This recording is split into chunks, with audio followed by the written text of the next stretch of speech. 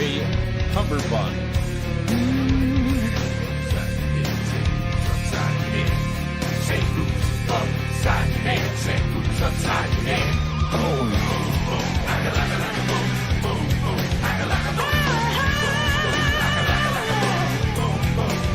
It was a night like this 40 million years ago.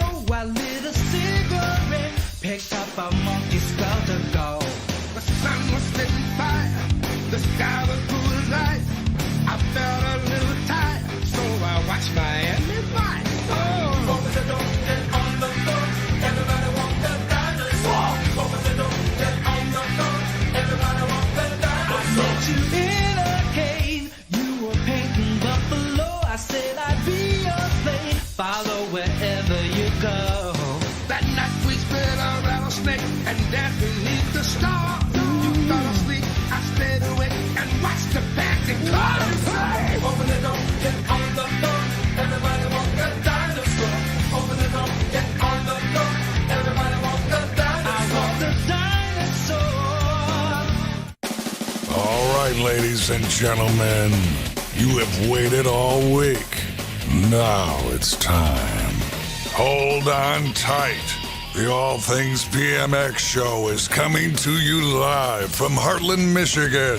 Melissa, Marie, Paul, Chris, and Justin are bringing another legendary BMX guest to the airwaves. Riders ready.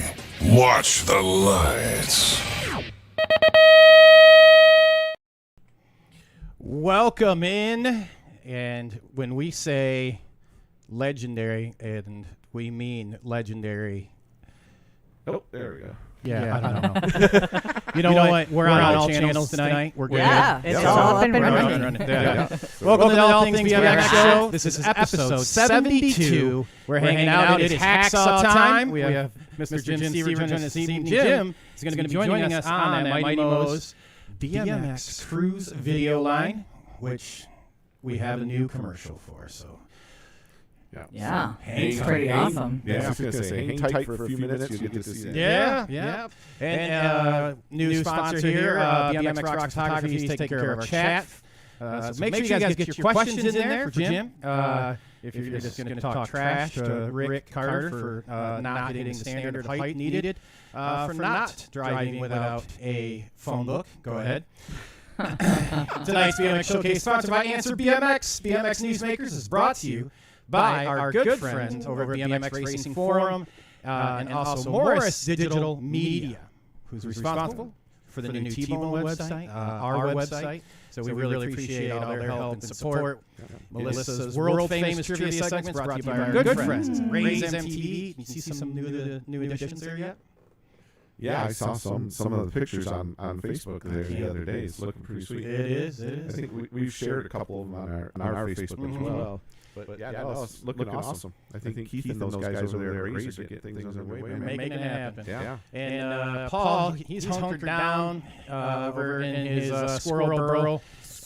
Brought to you by Hacksaw BMX. Damon will be in, filling in for him here in a little while. He got caught up in traffic. Our birthday shout-outs are brought to you by Onto Wheels BMX. Make sure you check them out at your next national you're at. And the show opening is brought to you by the good people at Gate 9 Custom Number Plates. If you need your jersey designed, if you need your travel trailer wrapped, if you need stickers, banners, anything other than number plates, make sure that you get a hold of Billy and tell him that the All Things BMX show sent you. But for real, you need number plates, that's the guy you go see. Race pants, too. Yeah, he is. He does none of those except number plates, just like the name says. Get yourself a Fago soda, grab some Mandingo pickles. Don't be late to the gate. Chris, tell them they can listen and watch the show. Hey, everybody. Thanks for joining us tonight. Our show is available live stream version on Facebook, YouTube, Twitter, and Twitch. And make sure you like and share that with all your friends. It is sponsored by our good friends over at Mega Design Group. If you're looking for a canopy, custom made, your team, your logo, give a call to their Mega Design Group. So hook you up with that. Podcast version of the show is available on all major podcast platforms. That is sponsored by Joe Doherty's BMX in Our Blood podcast. So if you're want to check out the podcast, go over there. Anywhere you get them, your download podcast from, go check that out. Also, any news, information you want to share with the show, email us at allthingsbmxshow@gmail.com. Very nice. And it's time that we got to go pay one of our bills here. So we want to go check out our friends at the T-Bone Pro Experience Camp. When we get back, we're going to check in with our guest. And we want to make sure that you guys know next week, it's going to be the all-girls week there at the T-Bone Camp. So we'll be right back.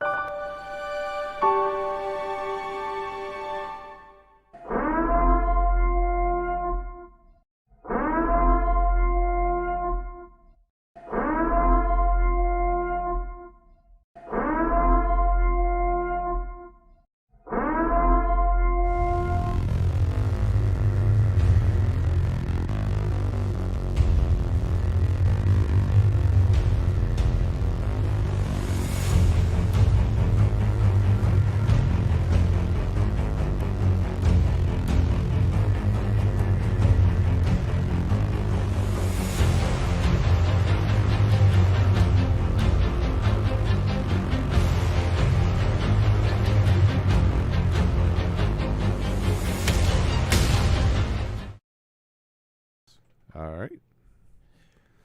Well, it's time now. Let's welcome in our guest. How are you, Jim? Hello, everyone. Welcome. How are you? I'm good, thanks. How are you? All right. We're good. We're good. We're doing great. Very excited to have you on. A man with many, many stories. And For sure.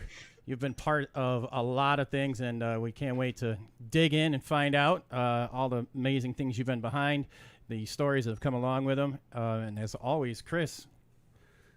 Yeah. Hey, Jim, thank you for joining us tonight. So we start out every show with what's your BMX story? How did you get involved in the sport? Well, in 1975, I lived outside of Columbus, Ohio, at Buckeye Lake, actually, and my dad bought me from a Christmas. He had bought me and my older sisters, little Honda 50s, and mine was candy apple red. Well, I was a hot rod and tried to ride it around and just crash all the time. So he took me out to a motocross race, and it was somewhere near International Trails Raceway on the north end of Buckeye Lake, where they have NHRA races every year. And I wasn't very good at motocross at 5.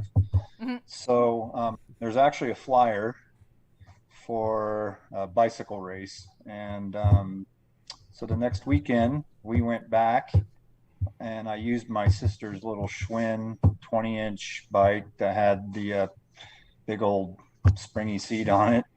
And I raced BMX for my first time, and it was a little different than, like they didn't really have age classes. So I think I might have raced at 5. I probably raced a kid with a mustache that looked like Kelly from the Bad News Bears or something. Nice. And, some other, it was just this crazy mess of everything. And rubber band surgical rubber band. So after that weekend, after that race, I didn't win a race. I didn't win anything. I just kept going down the hill and crashing and getting up and just going and going. And afterwards, I remember my dad, him asking me, did you have fun? And I was like, that was the funnest thing I've ever done, And so from there, it just kind of took off. Not that there was a lot of BMX racing in 75 or 76 by any means. It was, I think, I don't even know that they called it BMX. They called it, motocross, bicycle racing, something or another. I forget, I'm 6 years old at the time. So it was kind of a little different then. And then my family moved out to Reno, Nevada, where I'm at right now, in 78. And I had raced from 76 and 77. I had raced whenever we would see races or whatever. And I kind of put away the motocross career for a while, because I wanted to give some other people a chance in motocross because, Of course. That was so big of you. Right. So we moved out to Reno, Nevada, and ended up finding a track. And then I would go to a little park, which is about a mile west of downtown Reno, and it was a dump, and they actually had a track that went through the dump. So you would be riding, and there'd be like plastic bags and paper bags and trash kind of all over, and you would kind of weave through all the junk and the trash and everything, and there was a finish line. And so and then it just kind of kept going from there. Like you know, there's local tracks around Reno. I think I might have went to one of the first races ever in Roseville, California. And that was, I can't remember when it was in the 80s. We used to race just locally and kind of like regionally, you know, so Roseville was always a staple. Go to Roseville. Carson City always had a track, which is south of Reno, about 30 minutes. And then, yeah, it just kind of stemmed from there. So it's kind of always been in my heart, you know, like from the first time that I lined up on the rubber band gate and, you know, had the race there, and, you know, just the crazy things that have happened and the friends that I've acquired from it, and the opportunities to travel, and just everything has kind of like manifested into what you all get today, I guess, is, you know, like, is this crazy life of mine from BMX. Very nice. And with that, what understand you've raced at least once a year. Is it 76, right? Yes, I have. I've raced one way or another since 1976, and I haven't raced this year yet though, because I got a little injured a few months back. So and with COVID and all that, you know, like, it's been kind of a weird year, but that's going to change on Saturday or Sunday, because I'm going to go out to the local and step on some pedals and try and go fast and not put myself on the ground. As we all try to do. I have to say that happens pretty much every time I show up somewhere. That's because you're typically knocking somebody down. Hey, Chris is a gnarly dude. He'll knock you out for 5th place on a transfer. Sounds like Al Roybal, but Exactly. yeah. God, that's a loaded one right there. Yeah. We'll just leave that one alone. We're not talking about Al. Now, have you always done the BMX after you left motocross? Have you dabbled back into motocross, moved over to mountain biking? Kind of like, what's it look like in that timeline that since you were 5 riding? yeah, I've always so I don't limit myself just to BMX racing. I've done freestyle BMX, obviously, lots of dirt jumping. I raced moto again in the 90s, and it was fun, but the consequences are way gnarlier. Like, you know, in my early 30s and stuff, and just having a throttle and being able to, you know, like, blip the throttle and hit something that's 75, 80 feet. It changes the aspect of everything. So I raced moto, and I had fun and did all that. And then all during that time, the mountain bike thing was getting kind of big. And so I picked up downhill and dual slalom and the dual racing at that time. And I kind of raced locally and did pretty well locally. And I had some good motivations from some dudes. Like, I rode with and trained a little bit with Sean Palmer, who's this famous snowboard guy. And he raced, you know, for Specialized, and I don't know, he had all these other sponsors. So we kind of rode together. And then I had my roommate Chris Talata and a guy named Gary Morrell and a bunch of other of us that were racing all the time and stuff. So it basically took that moto and that BMX and threw it onto a mountain bike, and I got to see some success there. I raced the Donner Ski Ranch, Raging at the Ranch series, and just kind of having fun and all that. And then had opportunity to go and race a couple of World Cups and be on a circuit for a little bit. I did all right in those, you know, like, I was never the best at the World Cup stuff, or even at the mountain bike and downhill stuff. I wasn't the best, you know, but I don't think I really needed to be, because I was already getting a lot from it, just from meeting people and just the sheer enjoyment of like pinning it down a mountain. It's a little changed now because the mountain bike courses are they're more sidewalks now than they used to be. We used to just they would literally throw tape down both sides of a run and then tell us, there you go, you're going down that. And it was up to, you know, the guys at the time, Nicholas Foyez and those guys, to figure it out. And then we would just follow the really, really good guys and make sure that we safely negotiate it, you know. Like it was fun times. I did better in the dual slalom and the dual racing. Yep. Where I would put it into the finals, or not into the finals, but into the top 32 or 64, and then I'd bracket my way down. So I think the best I ever did in that was I made it to the top 8, and then I got dropped by Brian Lopes. I remember that race pretty good, but I beat some guys too, so it was always fun to gauge against them, you know. And the cool thing about it was always like I was working full time and raising my son while I was doing all this. So Wow.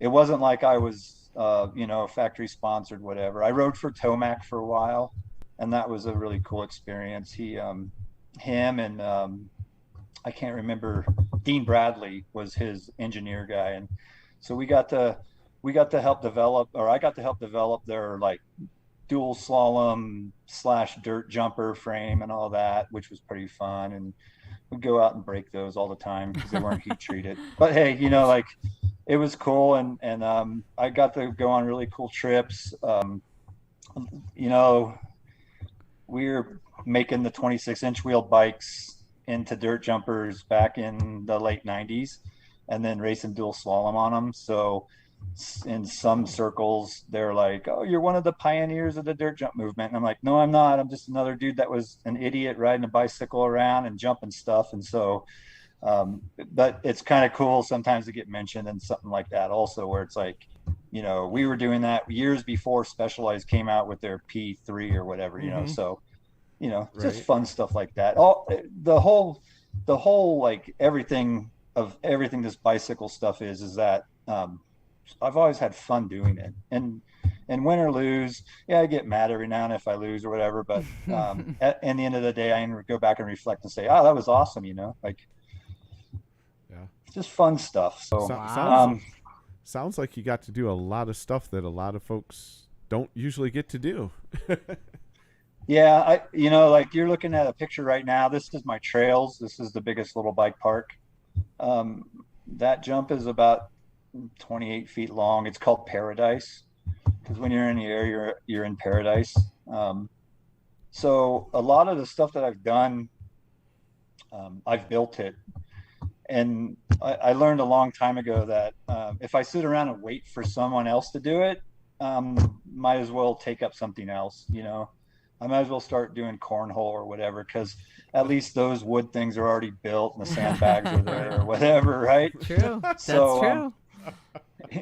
Yeah. So just I guess being motivated to go out and build stuff, and then on top of that, like just building it and learning from that, and kind of pushing the limit of what can be done on that bicycle, and how do I stack that pile of dirt right there taller so that I can go higher, and kind of all these different things that go into it has really, like, it's given me an education that you know, I don't think you can buy an education like that. And so it's just fun, you know, and for all the complaining I do about jumps and, you know, people aren't helping or whatever, I'll still be out there building it no matter what. And people can show up and help or not. I really don't care, because I'm going to be out there and just be having fun doing it. So now, if you keep seeing me look this way, that's the screen that I'm pulling up your pictures on. So not that I'm not, but that's it. Yeah. I'm over running NASA. Okay. He's yeah. yeah. The other He's cool like- thing about Reno is I had the opportunity to, well, one of my best friends, his name is Nathan Blades, and his uncle is Greg LeMond. And when I was a kid, Just at our you- local, just the road biker, Greg LeMond, just yeah, like you just name drop like that, huh? Even Yeah, I the- like to the name drop him because Just like yeah, you Tour know, de France, dude. just Greg LeMond, you know. yeah, he won a couple times. Yeah, And yeah, no big deal. so Nathan's father is the one that shot Greg. And that's a long story, but Greg, when I was a kid, he would ride by our local BMX track all the time training. And I'd always wave to him. He's on a bicycle, BMX road bike. I really didn't care. And I got to establish a little bit of a relationship with him. And he was really like, he was one of the guys that taught me how to actually pedal the bike. Not that I didn't already know how to ride a bike, but he kind of broke it down and gave it mechanics and explained why. And so it's kind of cool now that in hindsight, I can go out and I can tell a kid, hey, if you do this and this and this, it's going to make it a lot easier for you to ride that bike or pedal that bike. And you know, you help a kid and they get all excited about it. So it's kind of a cool thing. He also got me to race some road races, which was, it's another thing that I gave up early because I really wanted to give others a chance to win. Understood. No, I get it. Makes sense. Maybe he can give us these pedaling tips in the after chat. Yeah, for sure. Was it heels up or heels down? Well, it depends on what you're doing. Smart guy. You know, Where are your toes at? there you go. Oh, All right, I'm pulling up the biggest little bike park. One of the you'd mentioned Paradise Jump there, and what you want to kind of give us a little rundown of what biggest little bike park is, and what where's it at? Because What goes we on? also broadcast all over. So where's that located at, and kind of the rundown of what you've done there. So that picture actually is a sign. It only took the parks 10 years to get that sign. So that was a big win. Wow, 10 years, that's a long time. Right? Like, Wow. but in the you know, like in the whole aspect of like government, I think it was right on schedule. Yeah, Yes. that sounds about right. Fair enough. for Yeah, sure. that's about how that works. Yeah. Yeah. So biggest little bike park is located north of Reno, and it's actually a mile from the Battleborn BMX track. I've been out there building going on 22 years now. And one of the cool things and features about the biggest little bike park is that I've built at least 90% of it, and 95% of it has been built by hand. So when you're looking at some of the jumps and stuff, there's like 300 jumps there. I think I have like 40 corners or something like that, 30 corners.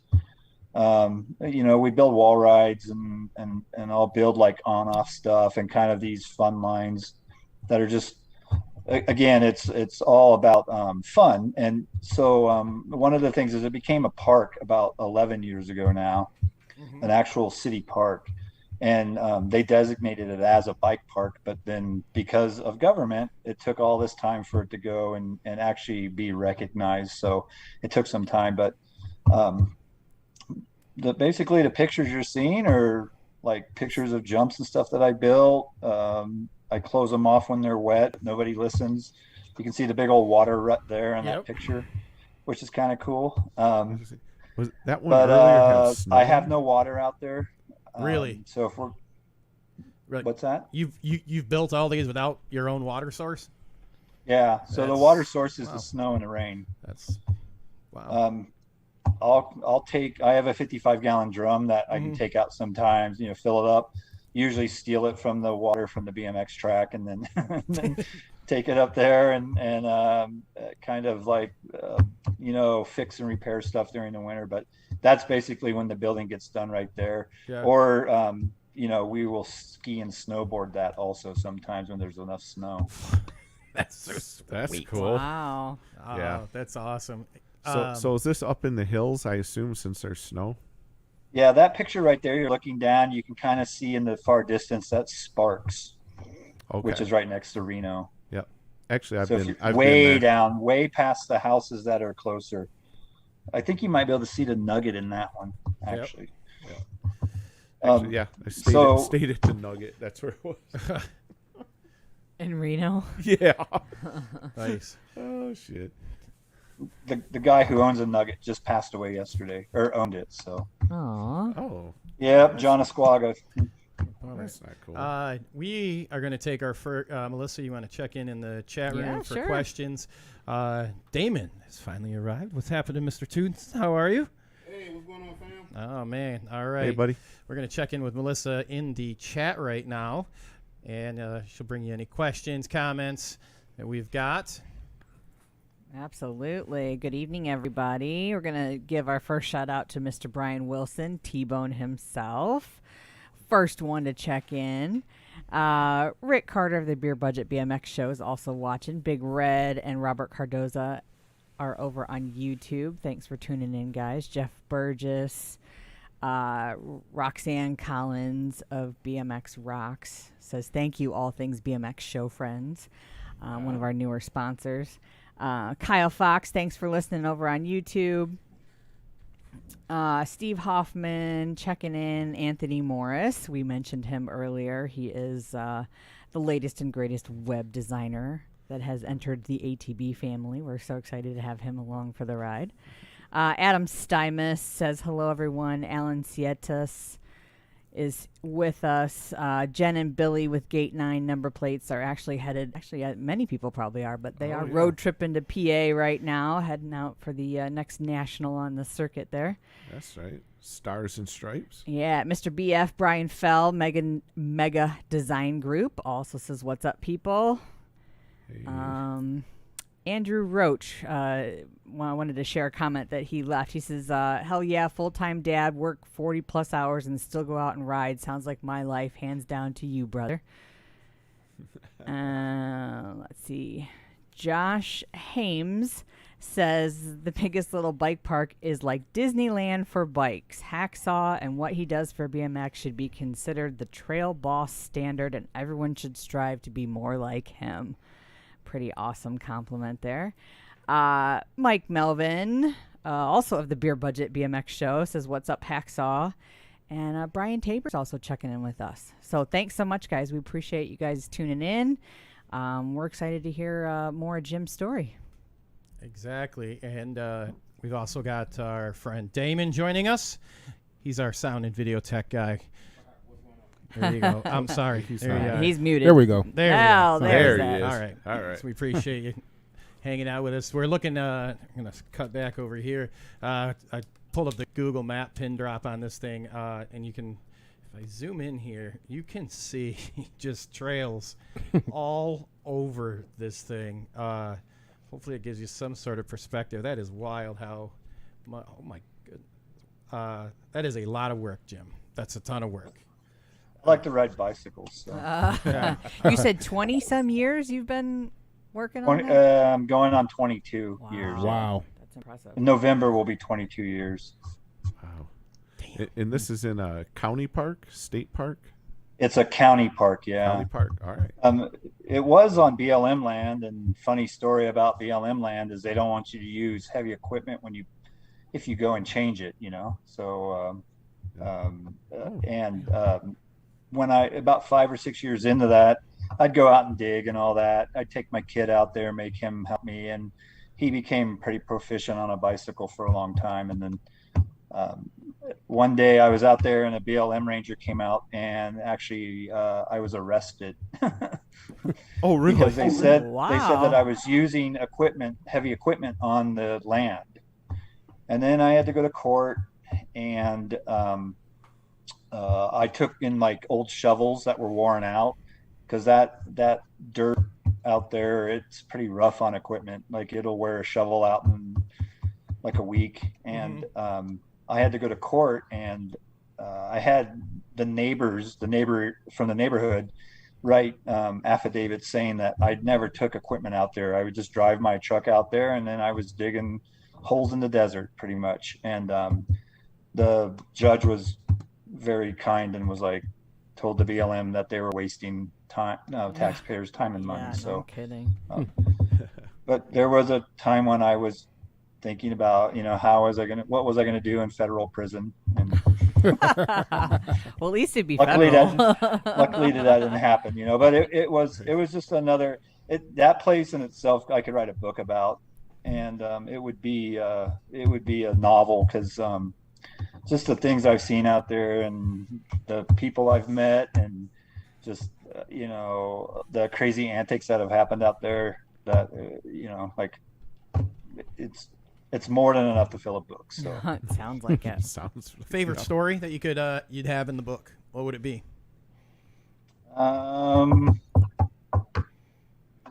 gosh, clean or like not so clean? Bro, look. This is anything. It's free reign. Knock yourself out.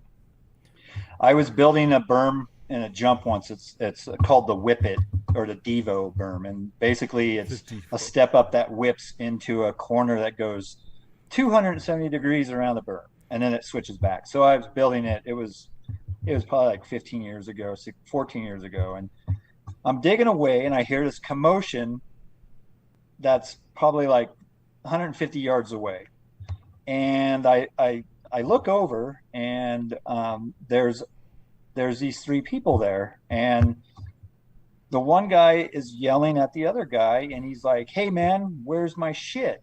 Where's my shit?" Oh, And Tony the Soprano. guy's like, "Dude, I told you," blah, blah, blah. And he's like, they're yelling at each other and stuff, and the dude pulls a gun out, Oh, Jesus. and he's like, "I want my shit." So I'm like, "Uh-oh," so I kind of duck down. You know how Homer Simpson, you ever see him, like he goes back into the ivy? Disappears. Yeah. Yeah. Right. So imagine me ducking down kind of behind a dirt pile. And I'm kind of like, my head keeps coming up, and I'm thinking, man, I don't want to see somebody get shot, dude. This isn't a good thing, And so they're yelling at each other. And the woman is kind of standing there, and right in the kind of the middle of this whole yelling, and the guy has the gun on him and everything else, the dude, and like not an exact quote, but he's like, "Hey bro, what if my chick gives you a blowjob?" Gotcha.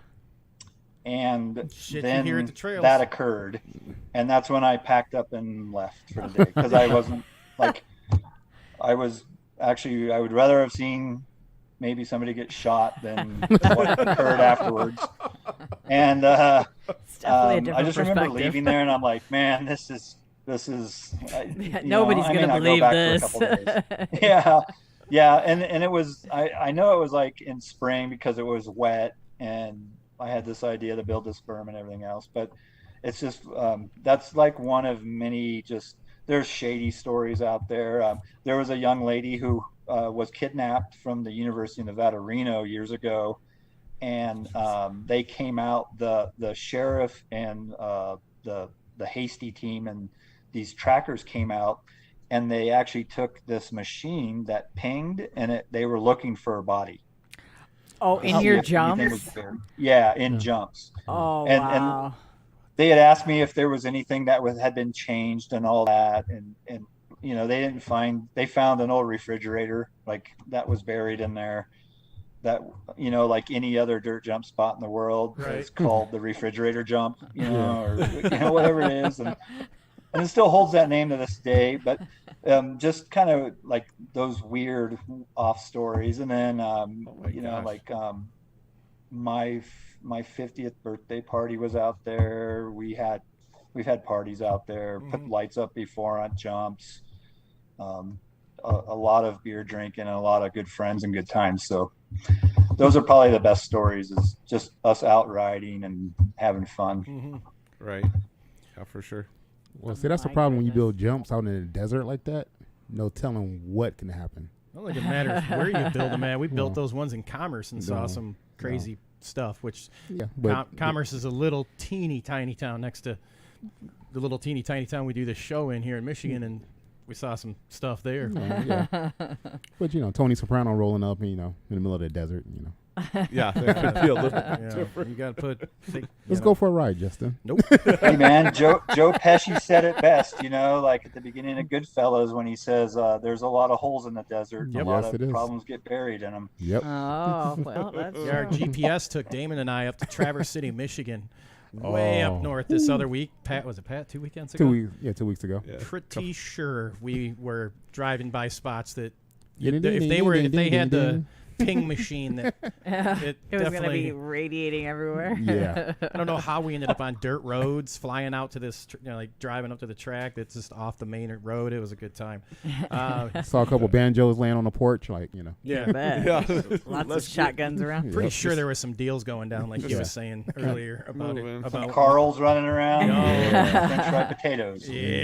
Exactly. Hey, Jim, Melissa Bray would like me to ask you about your arms. Well, first off, I want to make sure that Melissa Bray knows that my chain is oiled. I'm sure she'll be excited to hear that, though.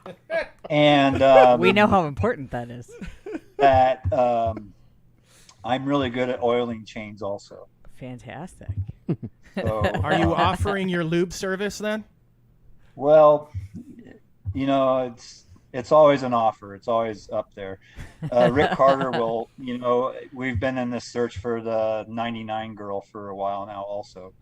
So she's the one that was knuckles deep in her nose, and then Rick was telling me about her. So we've been searching for her also. But Melissa, just so you know that I'm quite the chain oiler, and And my arms, from digging a lot, I get a somewhat muscular tone sometimes. Sure. That would make Oh. sense. I may or may not have actually shown Melissa my muscular arm before. fair enough. And we'll just leave that at that. Yes, if you want more, you definitely want to hang out afterwards. Oh man. Oh man. But that's right, also, let me say this about Okay. Melissa. I don't think you'll find a more dedicated human being to BMX, and what she does in Vegas is pretty badass. Actually. Yeah. Yeah, we had her. What on she's a doing with couple, the 3 women and stuff is Yep. pretty amazing. Yeah, She was Agreed. on what 3 weeks ago, about Chris? 3 weeks ago we had her on. Yeah, Man, it was great time, fun time. yeah. All right. Let's see what when you sent over. Which, by the way, you want to talk about a great guest is when the guest sends a bio over for you. Nice. That It helps was Like, so definitely much. helpful with the Sorry, script man. writing. No, it was no. No. That's Perfect. awesome. Makes life way But easier. I don't have to Facebook stalk as much that way. though. Yes, exactly. Yeah. And you're not just, oh man, yeah, awesome. Now there's tons to talk about. Do we have any commercials we're up against or anything? We good? Yeah, I think All right, we're all right right we're now. fine. Oh, we're not doing a check-in this week, so we're fine. Okay. But we wanted to talk about this how training Paris and like how that relationship came about. Paris Benegas. So let me start off by saying that I couldn't be more proud of that young lady and what she's done, and not just with the Olympics and that, but just the way that she grew up. She didn't have this hard sob story really, but she did, she's a kid and she grew up like all the rest, and they have their trials and tribulations. So Paris basically was this, I think she was 8 or 9 when I first met her, and at the local skate park, and her brother, Tyler, would ride BMX all the time, and Paris kind of hung out. She had a little BMX bike, she rode around. And one thing about Paris was that she, there she is right there. She was so motivated, and she wasn't motivated to be like, I'm going to be the best girl in the world or anything. She was motivated because all the boys were always kind of giving her a hard time. And she was like, well, I can be better than you. And so just knowing her and her brother and what they what they were doing, they were just riding BMX bikes and having fun. And so she kind of latched on to my son Michael, and my son Michael, they call him Peanut, and he was quite the mountain bike free ride kid for a while, and also he was really, really good at BMX and freestyle. He raced BMX a little bit when he was younger, so they became friends.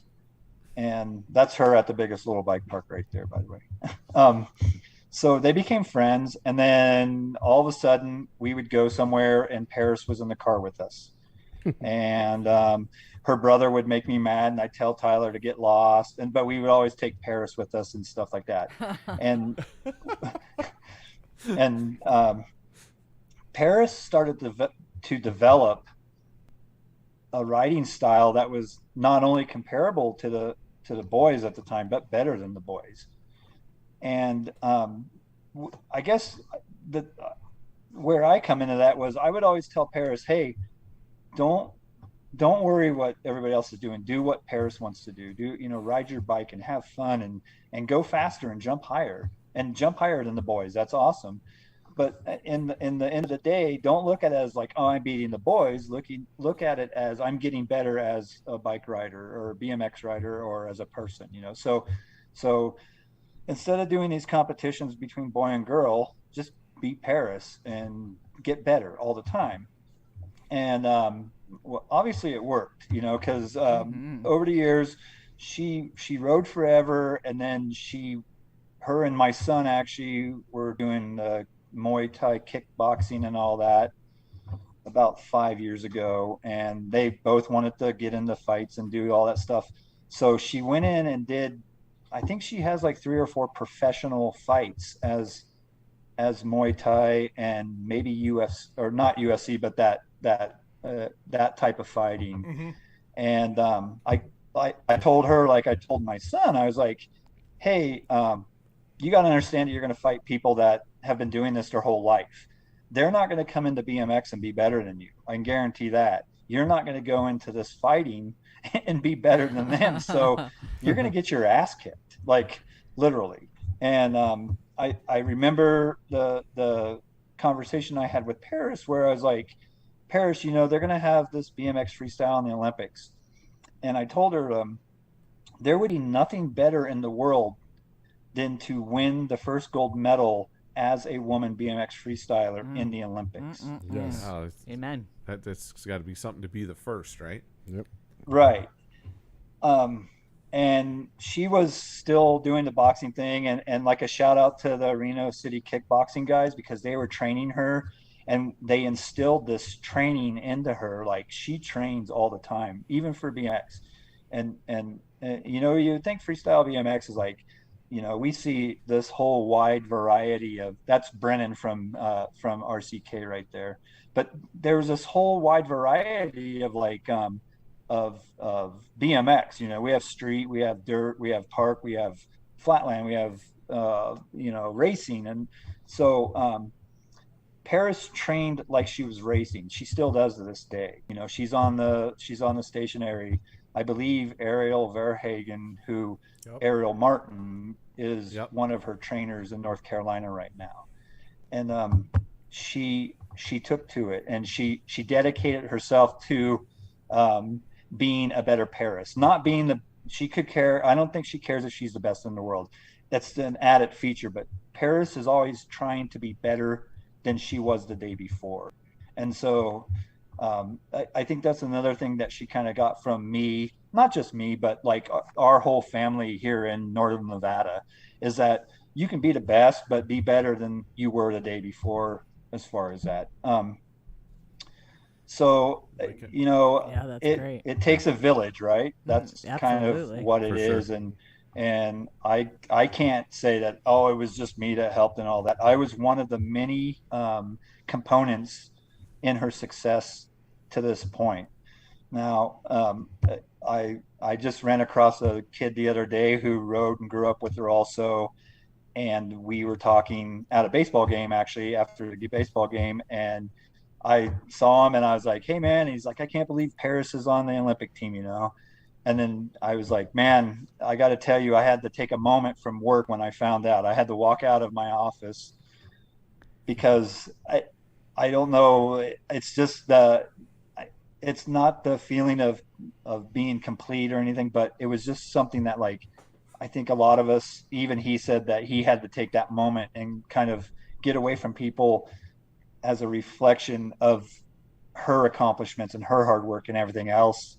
So I hope if she wins the gold medal, which she has a really good chance of, and becoming that athlete that is the first woman ever to win BMX freestyle in the Olympics, I hope that nobody's around me when that happens.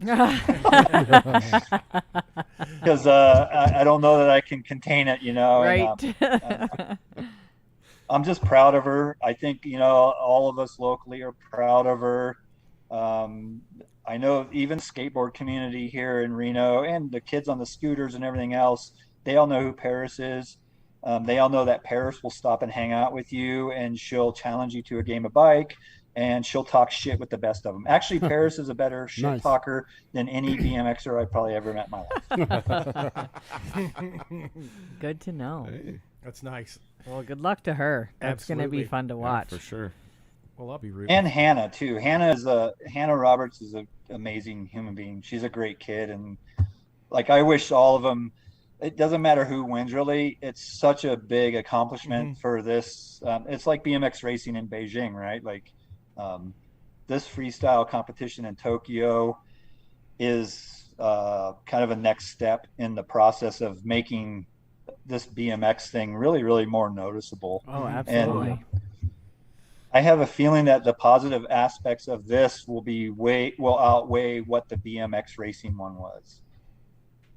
And when it happened in China. Yeah. Oh, sure. Yeah, and even as a racer, I'll 100% agree with that. That it's a more. I look at the freestyle part more as what you would see as an Olympic sport, even though the BMX racing's a sprinting sport. But it's you know, like when you get into the freestyle stuff, that's a different level right there. And I think we've had previous guests on that's talked about what was supposed to be in the Olympics originally and what ended up there, and so it's going to be nice to see both disciplines there.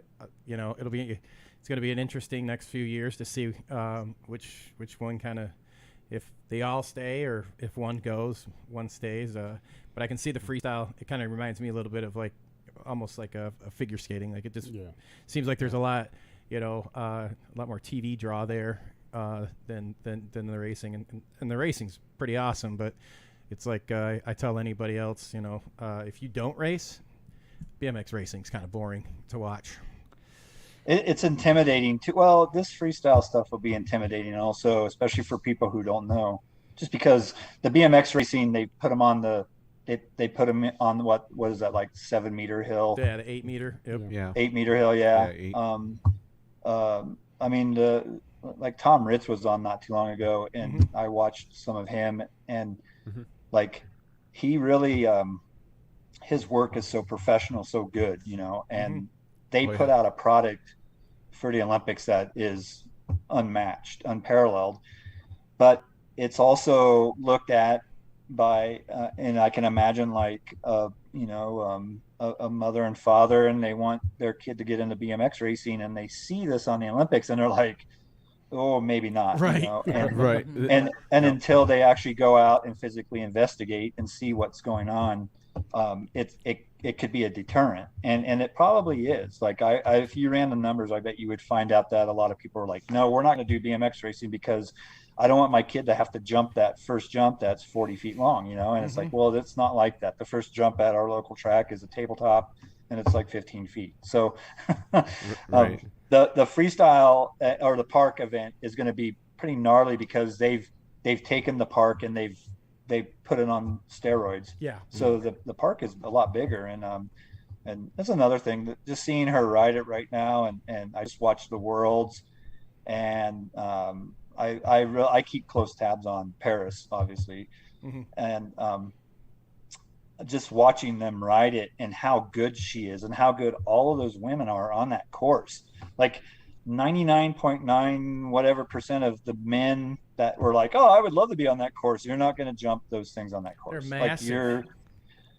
you're not going to do it. Yeah. I'm 50 and I ride a lot, and it would take me a long time to get a line on that course. So Yeah. No. So Try it's to gonna pull up a picture of. So that. it's gonna be. Oh, I don't know what the word is. A grander scale than your average park. Yeah, it's like when competition. it's like when you show up in a helicopter, Chris. Can I ask a lay Sure. question? Go for it. Yeah, go, Melissa. How is a freestyle competition judged? Like, is it based on the amount of tricks, the type of tricks, the speed? Pretend I know nothing, because I don't know anything. Well, think about figure skating. It's almost the Yeah. same I mean, way. there's a routine to that. Yeah. So is there There's a a routine? there's a to- routine. Okay. So Yeah. is it set up like in the first thing I think of is like a skate park, where there's bowls and different Yeah. things. I mean, is it similar to that setup? Most of the riders are going to try to find a line, Okay. and they during practice they map out which jumps they're going to hit and stuff like that. Okay. Kind of like figure skating. Okay. You get on the ice, you're going to skate around. Triple Axel is. So they have time on that particular course to Yes. be able to sort of plan that out. Oh, if yeah, you of will. course. Okay. Is this it, Jim? Because that's what this is what I could find when I was Googling. I don't think so. Okay, then. So Good. All right, then. the park they're using for Tokyo is pretty much back and forth. Okay. And when I say that, I mean like there's a point over here where you're dropping in. There's a point over here that you're going, and then everything is kind of in the middle, right? Mhm. So the box jump or to step up, or if you have a picture of the ramp that I just built, Oh, yeah. No, yeah. you can that, kind that, of that get a massive feel Ooh, for it. nice. So this thing. I didn't build it per se. I've worked on it a little bit. That's a little bit of my work right there. But I did all the design for it, and that's owned by Marcy Davis, Mike Davis, and then Owen Davis is their son, and so they wanted to give him kind of this graduation gift. And Marcy and Mike both race BMX. They're both injured right now, but they race. And Marcy is another one of those women in BMX that you want to know because she's just cool and she puts so much back into BMX. Mike is an amazing individual too, and Owen is a very talented young man that will probably go really far in BMX. He's into it and everything else. So, like that box jump is smaller than the one in the Olympics, the one that you're looking at right there without the top on it. I raised it 6 inches. Nice. And so that's a good primer for what will happen there. Their box jumps, I think they are pushing 7 or 8 feet tall, and Wow. they're 18 to 20 feet across. They probably have transitions that are somewhere in like the 9'6" range. So, they can go really high and they can do the tricks.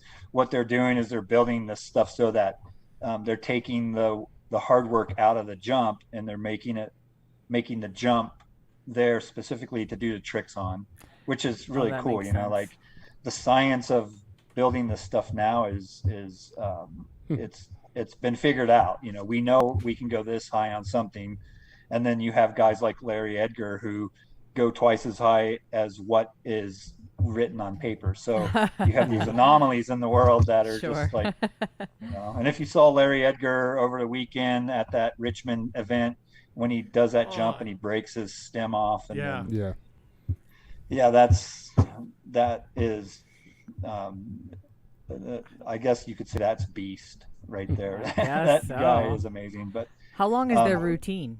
Does anybody know? I think they have 45-second runs. Oh, that's not long at all. So that's nice if you can take some of that time away from trying to achieve that air.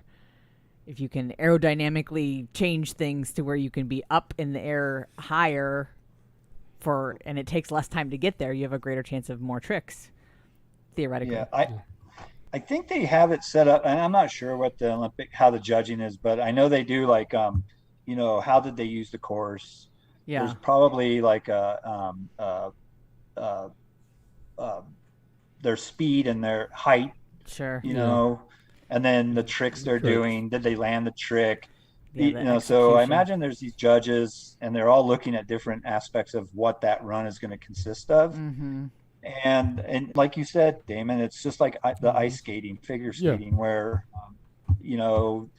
I don't think they're not like handing in a routine. This is what I'm going to do, but it's a science for the athletes to go out there and to kind of set up a run and then execute that run within that 45 seconds or whatever their time frame is. And that's kind of the fun thing about it too, is that's where the training comes in, right? Because you know, you're in a skate park or something like that. It's not just like, you're not just pumping around. And if you are pumping around, you're wore out. Like, Right. That's true. Yeah. you know, so there's a lot of training going on, and all those kids that are in those events are all athletes, you know, and Oh, 100%. and it's cool to recognize and see it, like how they've been training. So Okay, let's get back to that ramp that you built for that kid. all right. First of all, you said he just graduated.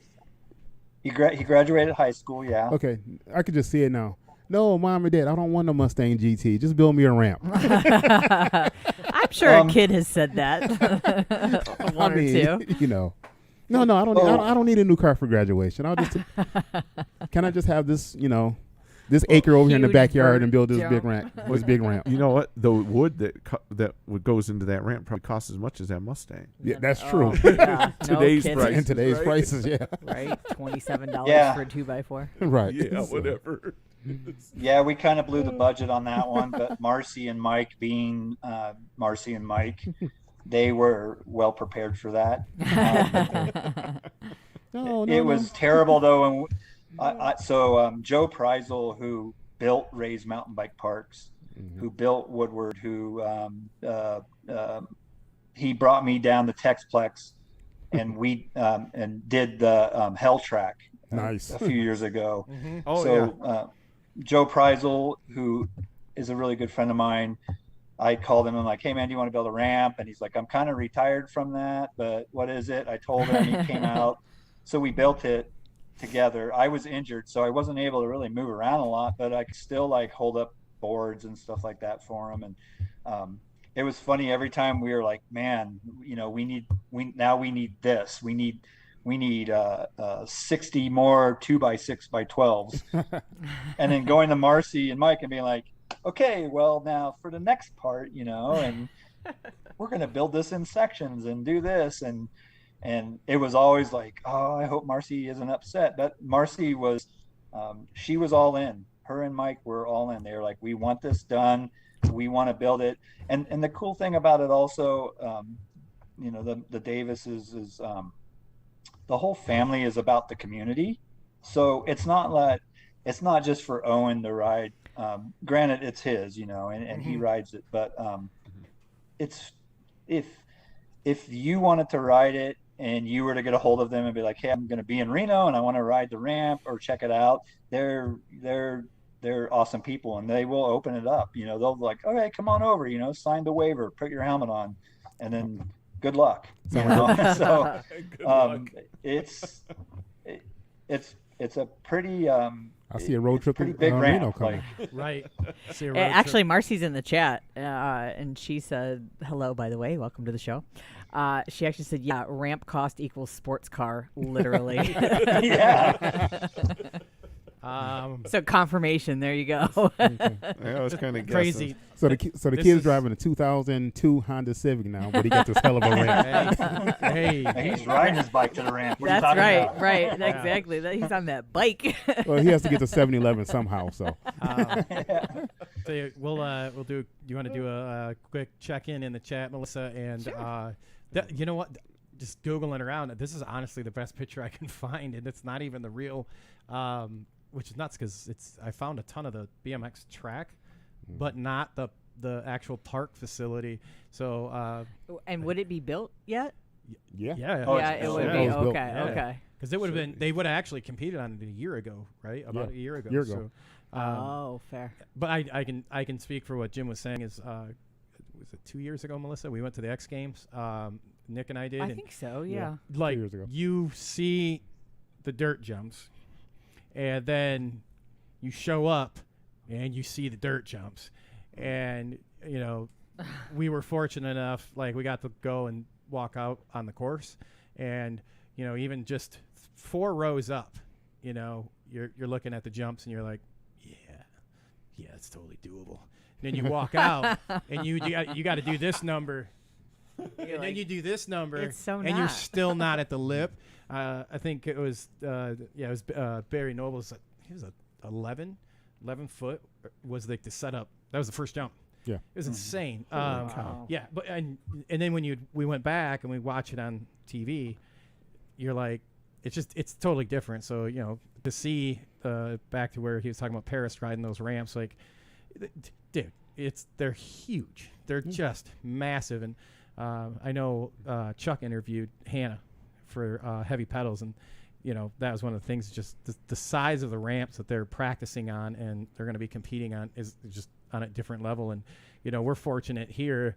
We have Rays that Joe helped build by us, and Fairly it's close, still not even on quite the same level as what they're going to be competing on. Wow. Yeah. The cool thing about it though is how it transfers, and you give a kid motivation, the motivation to do it. They're gonna find a way to get it done. So, Paris grew up at the Burgess Skate Park in Sparks, and it's concrete, and it's nowhere near as big as what she's riding now. And I'm pretty sure if you were to ask her though, she'll tell you all day long she would love to be back at Burgess riding on the hip, and talking trash on the decks. So I don't blame her. Yeah. Comes with the territory, right? Right. All right. We're going to check in with Melissa in the chat. A couple of new got additions a here. few new people joining us and some Yeah. questions. So we're going to toss it over to Melissa. We come back. We're going to do a quick commercial. When we come back, we can check in with our friend T-Bone with his Carbone rims. And Melissa... Yeah. Well, Scott Foster is over on YouTube, and he says, hello, peeps. He said, Chris said he's going to represent at Stars and Stripes this weekend. So he is the newest member of the ATB BMX crew. So we're excited. Good luck out there, buddy. Red Pop. Yeah. More Red Pop coming your way. You get some of that Fago. That's right. Josh Hames is with us. Our other buddy, Ohio. Well, I think they claim him. Michael Mag says, sup family. Melissa Bray, as I mentioned earlier, is joining us. Let's see. Who else am I missing? Monica Kelly is listening with us. Trying to get yep. Mr. Nick DeSanti is also in the chat. He says, Agent 09 in the house. Tell Jim I said hi. What's up, everyone? I gotta keep scrolling here. As I mentioned, Marcy Davis is listening, and Mr. Jeremy Ames is also with us. TC Tickler. TC Tickler, that's right. Chris Medler is also with us, our good buddy out from Capital City Family BMX. I think they were they wrapping up one of their camps this evening, I think. And last but not least, Mr. Randall David, who we'll be talking to a little bit later. Yeah. Which will be interesting, being we have Hacksaw on, who builds jump, and Randall's building a bunch of jumps for upcoming jam. He says he's out here digging and listening. So thanks, guys. We appreciate okay. Paul Remington Roman is in the chat too. So he's up in there. Paul, you're just everywhere. It's all over. Thanks, guys. We appreciate it. All right, we will be right back after we listen to our friends at the T-Bone Cartel Rims. You guys stick around when we come back. We got more to talk about, and we'll get into the Newsmaker segment, and we'll talk to our friend Randall, who's out digging and shoveling, and he probably can get some pointers from our guests. So you guys stick around. Don't go anywhere.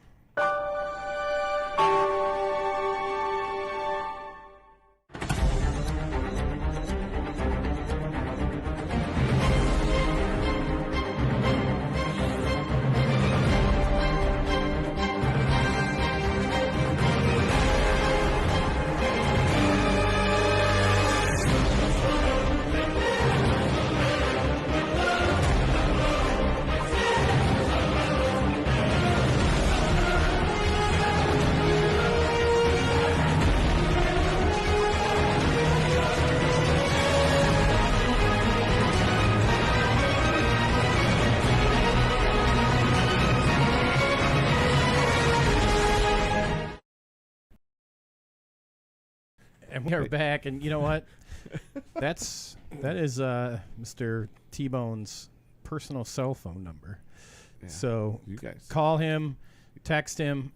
You want some carbon rims? Check those things out. They're nice. You got to take a look at those Carbone Cartel carbon fiber rims. Those things are sweet. I need to go make sure I still got 4 of them in the other room that you haven't taken a set of mine yet. No, there's only 3 in there now. You literally just took one? I didn't want to be greedy. Because you still have that. There's only 2. You got that sweet front mag. Yeah. Now there's 1. now there's 1. Great. Well, we want to welcome back our guest, Mr. Jim Hacksaw. Thank you for taking time out of your day and joining us. We do appreciate it. As we left before a commercial break, we were kind of talking a little bit about Paris going to the Olympics. And as we said earlier, so much you've done, you've given to the sport. It's where do you want to go next? Chris, how about that? Well, let's see. You got a couple other riders that you're working with as well. Let's see. Here we have Cam. I can't pronounce this right. Zink. I'm almost insulted. You don't know that name. And Paul Bass, I guess is how you say that. There's some of the Cam and Paul grew up in northern Nevada. Cameron Zink probably right now is one of the most noticeable mountain bike free ride riders in the world.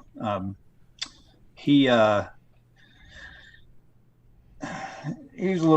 a kid like everyone else, and just was Cameron. He would just do things on a mountain bike. He didn't really ride BMX bikes, but Paul Bassagodia, he actually did. He raced for Hurta's Hot Shots for a while. He was pretty good on racing BMX bikes, and then he got into the mountain bike thing also. So at one time, the 3 of us would either meet up at events, mountain bike events, RedBull events, and all this stuff. And we were a force for a while where I won some events. Cam would win or Paul would win, and it kind of, I think anybody can do anything, and you can be from anywhere. If you want to be a world champion downhill racer and you live in Kansas, you'll figure out a way to do that, And so those guys, we are always kind of riding together. They were riding the dirt jumps all the time, the biggest little bike park. And like Cameron he kind of brought the big 360s down cliffs at Rampage, and the backflips down the cliffs, and that big mountain style of riding with those tricks. He's the one that introduced that to the mountain bike world. And then Paul, unfortunately, was at Rampage during a contest run a few years back and got injured, and he hurt his spine. And I know that he walks, but I think it's somewhat of what Sam Willoughby had done, where wow. He doesn't have gain on his walk or something like that. I can't remember what it is, but Paul's involved with the industry still. He works for shoe company Ride Concepts, and he does all their talent for that company. And then Cameron is still he's still a Monster sponsored mountain bike free rider who puts a ton of content out on the interwebs, and is still a face to be reckoned with, although he has 2 children now and his wife and a mortgage and everything else, because right. At some point we all have to grow up, right? I mean, exactly. Yeah, sooner or later, right? We try to fight it, but and there's others that are around the area that I don't know, maybe there's a kid named Luke Whitlock he's on KHS now, mountain bike. There's some BMXers around that I've kind of been able to talk with and help a little bit. It's fun because you meet them when they're young and they're learning, and even like anybody just giving any kid good advice, or any advice, don't set that on fire, kid, or whatever it might be. It helps mold that kid in the future. And so I guess I'm just lucky that there was these kids around that were talented. I was older. I had been involved with the BMX and everything else for so long. And then, watching them, not so much nurturing them, but always being like, hey man, you can do it if you want to do it, or, go for it. Kids would be like, you think I can jump this double? I'm like, yeah, absolutely. And I'm not the kind of guy that's going to, Chris, if you were there at my dirt jumps and you wanted to jump this big jump, and I'm like, dude, I don't think you should jump that. I built this line over here. It's called Family Guy. Maybe hang out on that for a couple of weeks. Family Guy. I love the Yeah, names. Great. Yes. That sounds like my spot. Yep. Yeah, I think you would love it. It's all tabletops and berms, and I'm with you. I'm with you, Chris, that's- all day long. We got it, Justin. You bet. They're going to Reno It's next the summer. most used line there. Till I get 15 PBRs in me, and then I'm going. I'm going to find paradise. Exactly. Nice. Right. Funny Cam Zink story. He was at Ray's once, or probably more than once, and Tank, who's just infamous. Oh gosh. Jesus, he's just anyway. He's a personality. He's Tank. He's just Tank. So we're there. He's That's Justin's his buddy. favorite rider, right? And favorite rider. He cannot believe he's there, and I was like, ask for his autograph, dude.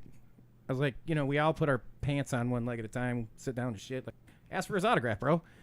Can't do it. Can't do it. Really? We're riding along. That and, surprises me. Cam's coming this way, and Tank. Tank's in front of me. I'm right behind him. We're going to a line, and he goes to turn, and he's looking at Cam, and just eats shit. And the worst, and it's this kind of crash is like, it's not on an obstacle. Flat ground, just and it hurt. And the best thing is like watching this guy try to play it off like it didn't hurt. It's like, he had a scholarship to Division II school for football and stuff. So he's pretty, he can handle his pain. But like seeing him just fall was like the second greatest memory I'll ever have in my life. But seeing him try to play it off like that didn't hurt was so good. And I remember like Cam stopped. He's like, bro, you okay? And he had to hop up. Be like, I was like, is that why all your weight's on your handlebar right now? Like your fork is all the way compressed down. Like you're good. You good? Like you want to go ride? He's like, grab some water. We're gonna grab some water. grabbing water.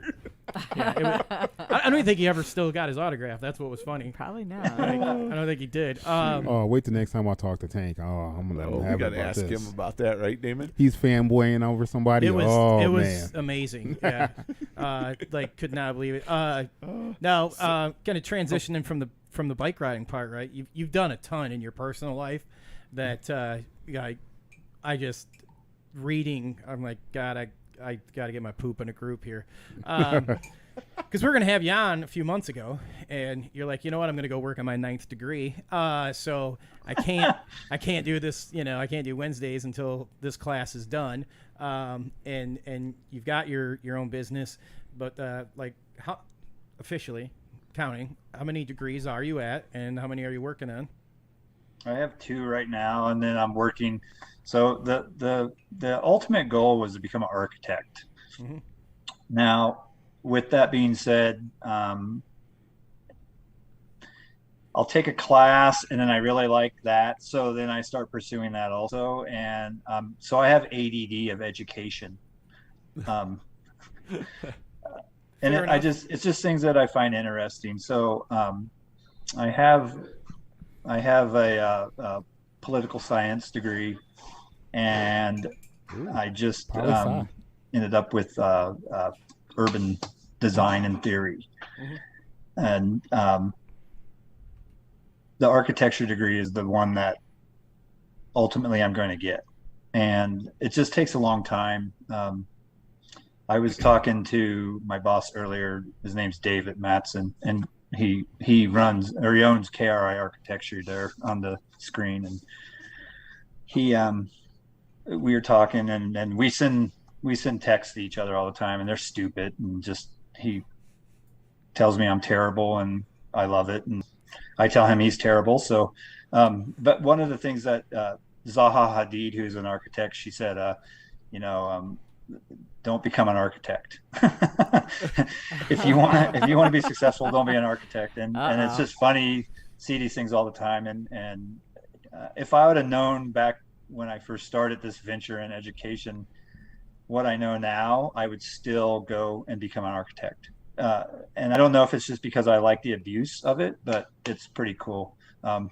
I attend the University of Idaho. I'm a vandal, and so it's just one more thing that like I'm not about like putting notches in my belt about things. It's just something that I'm motivated to do, and I want to get it done. So once that's done, then I don't know what the next venture is going to be. Maybe I'll go into law. I don't know. Like, I was thinking nuclear propulsion, something. Yeah. my math isn't that great. Like it's good enough to be an architect. I mean, so I can add fractions, but other than that, like now you have That's awesome. Well, actually, going into law wouldn't be bad for him, considering he's been digging on the, protected property for years. Right. It'll keep him out of jail. that's yeah probably. right. If I could represent myself, that's a good. Or at damn, least send you to the smart right guy. federal prison, the right Yeah. day camp, and you'd be good to go. Right? There you Yeah. go. Yeah. That's Oh, funny. man. So here's another little fact about Mr. Jim. He's the only person that had an entry into the 40 and over 50 contest that we had. Really? I You didn't know how many I- hours I put into that flyer? Do you know? You know how many times we talked about that thing and nobody even? I don't know what the deal was with that. If they thought it was Well, a actually, joke they, or they, something. No, they or- saw Jim. Well, maybe that was it. No. Horse shit. You did a foo-fanoo and then dropped back in and like done. That was why He that was did why a we needed the what? celebrity and it. A flu? A Hey, my foo-fanoo. one, I had a celebrity endorsement on the one. Yeah. So Drake McElroy, the FMX rider, Red Bull rider, and he got silver at the X Games in FMX. He said hell yeah on one of them. So Right. Nice. So you checked all the boxes. So I guess I had the one I did. There's down, your winner. I had the, Right? I had the one I did down in Naples when I was stuck in all my race gear. Yeah. Because Dylan and I had to kill couple hours in between because like the racetrack did a clinic and we didn't know about it, so we're like, we'll just go ride the skate park, and we're all in like full on race gear. And I was like, Oh, I bet them "Sweet, I guys got love this." that over there. And then Rick's like, "Hey, Hacksaw sent you something." I'm like, "Yeah, well, Yeah. Well. we're all done there." But we could reprise that, because I feel like I think- it should it I can't- definitely. I mean, didn't we have like We had like a legit awards and stuff. we had judges? Like I think Tracer Finn was one of the judges, If he wasn't, he is now. and I'm trying to think who else was on there. Well, there, Mendoza. Well, that's it. you had a bonus if you had a Mike Miranda mustache. That's what that was one of them. That was a bonus. Yep. Yep. Yeah, you got to have the Mike Miranda mustache. I'm trying. Mine won't grow. It's just It just won't. it I just won't grow. literally have a 15-day growth. But Jim, what do you think? You get, we can make it official on your show. Like we could bring back the 40 and over. I'm all for it all the fakey time, contest. especially All right. getting us older dudes out riding and doing stuff and having fun. Like, Yeah. I sent the other night after beer budget, I sent Rick like 8 different clips of me doing fakies and stuff, and just I was like, "Come on, Carter, let's get on it. Let's get this going again or whatever." And there, it's all fun, It's just it's not even competition. It's going out and a little bit of tomfoolery, like go out and do a fakie and throw your helmet in the air and bust your PBR can open and swing it around and just be a complete fool and have fun and do it. But Right. it gets people on bikes. And if- it's the 4th of July. So you can Yeah. stock up on some fireworks. Oh, that's true. Yeah, at least here in Michigan, you can get all kinds of fireworks. Holy cow, they're everywhere. Yeah. But there should be some people in this chat talking this thing up. There's got to be somebody out there that can lay down a pretty decent run and get some video of it. Just and got to have a fakie. just do it. big Rick Carter, man. I'll skip Throws that. I'm gonna down come on out of the retirement fakies. and do one. All right. Damon's up. All right. He's Well, in. We've now doubled the amount of people that were in it Yeah. before. Now, if we get Carter in there, that's another one. You know, The question is, what size ramp do we have to do this fakie on? you can do it on Yeah. anything. Anything. Whatever. Don't matter. Like, I did one on a jump called the Road Gap at my trails, and I 180 over the first part of the jump, fakie through it, and then half cab or like 180 back regular that's the one that I throw my helmet in the air and then crack the beer open and swing the beer around and everything like that. So I feel like we need a handicap. Being like Yeah, Jim, okay, like, all right. Jim's road gapping in a 180 landing, which that's just not happening. Like, Okay, Jim, I've been retired from freestyle for a few years now, so it's gonna take me a minute to get back into it. or two. Yeah, or two. yeah, but the cool thing is you're going to get back into it, right? See, You know, See, and that's the important part, right? Get back into Yeah. it. Let's do it.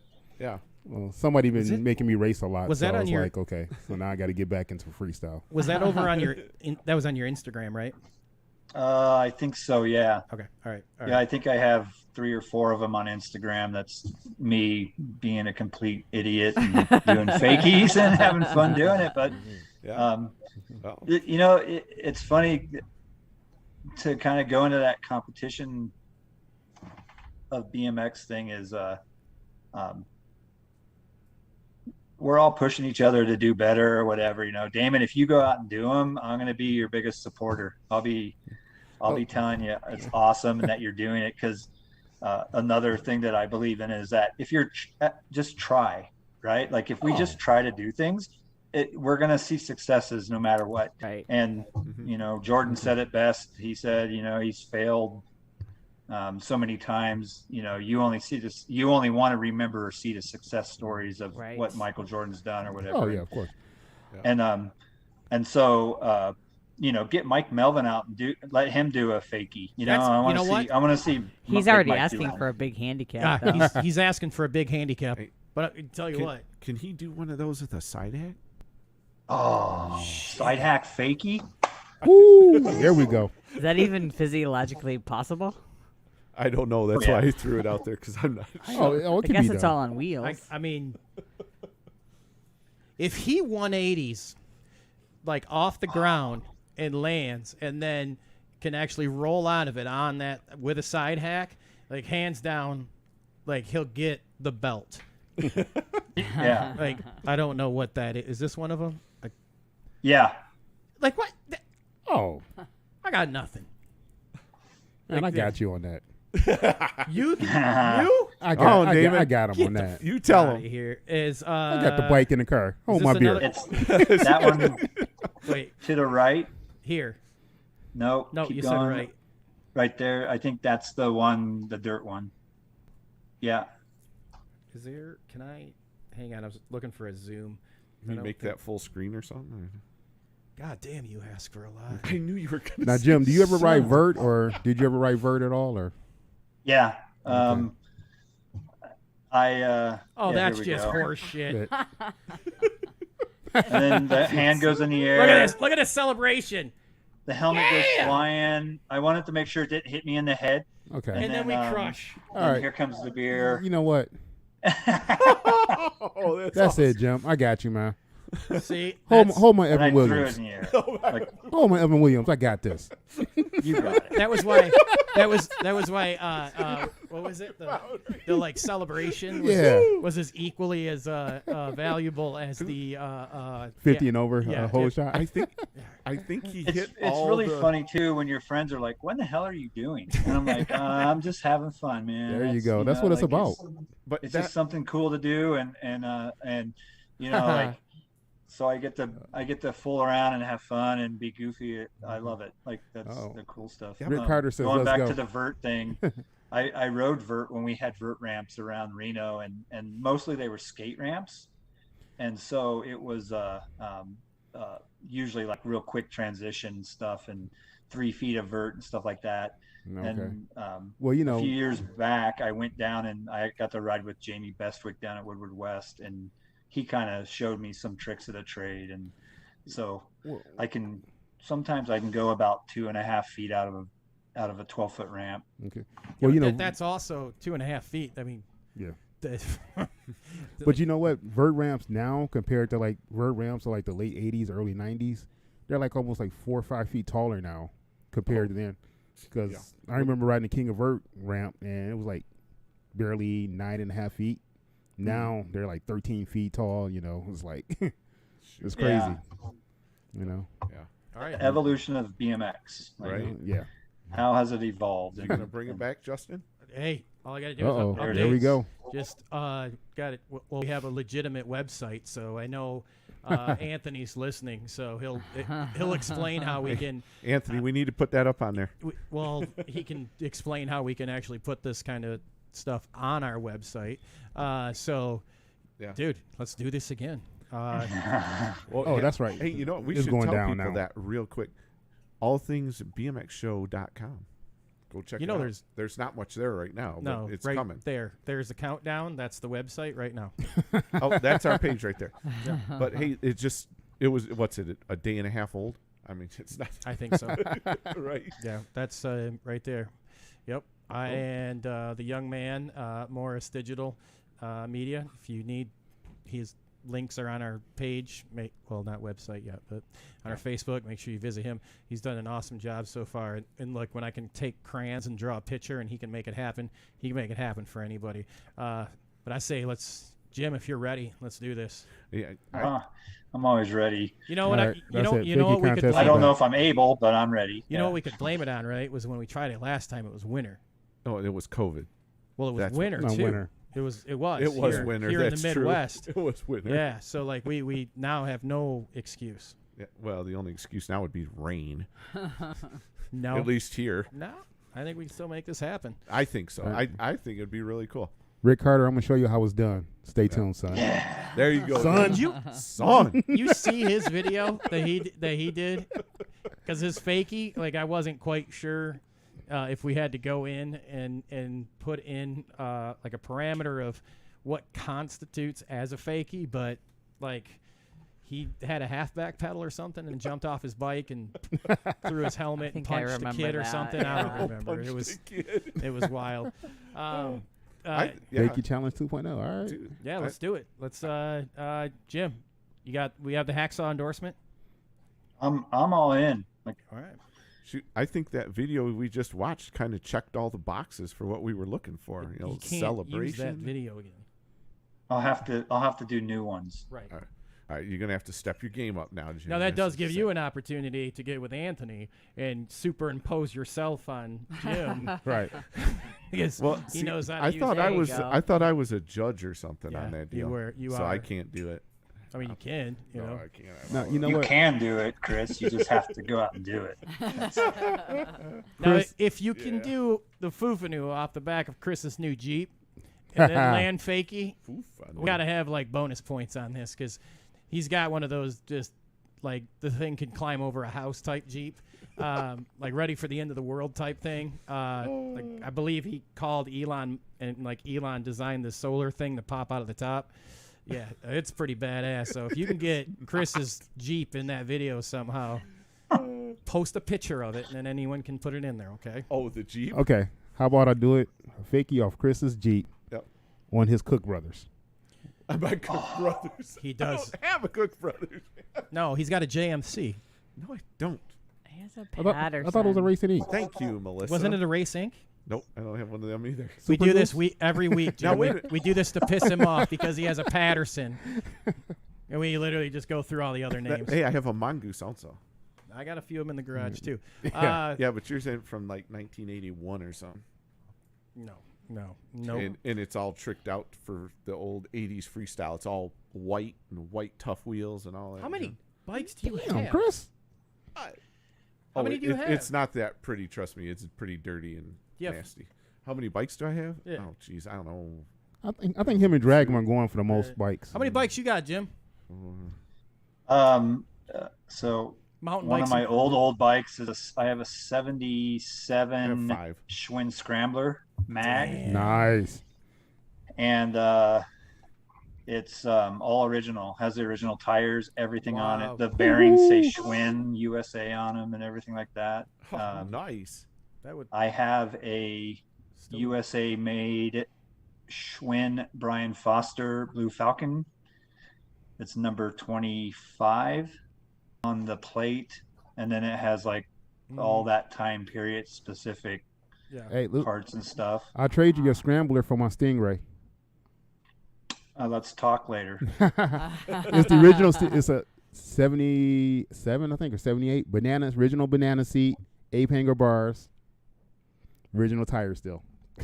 Wow. That's I badass. haven't Like, seen yeah, that like either. I don't really get into a lot of the old stuff. And if you know me or you know people who know me and they're like, oh, old school BMX, I'm like, man, I sure am glad new school BMX is here, because Yeah. the old school stuff you got beat up on, and like tracks were, Oh yeah. it was rough and loose and crashes all the time, and the new tracks are like cool, so it's fun. But as far as like bikes that I ride now, I have a Cult Corey Walsh. I have Stats 20-inch race bike.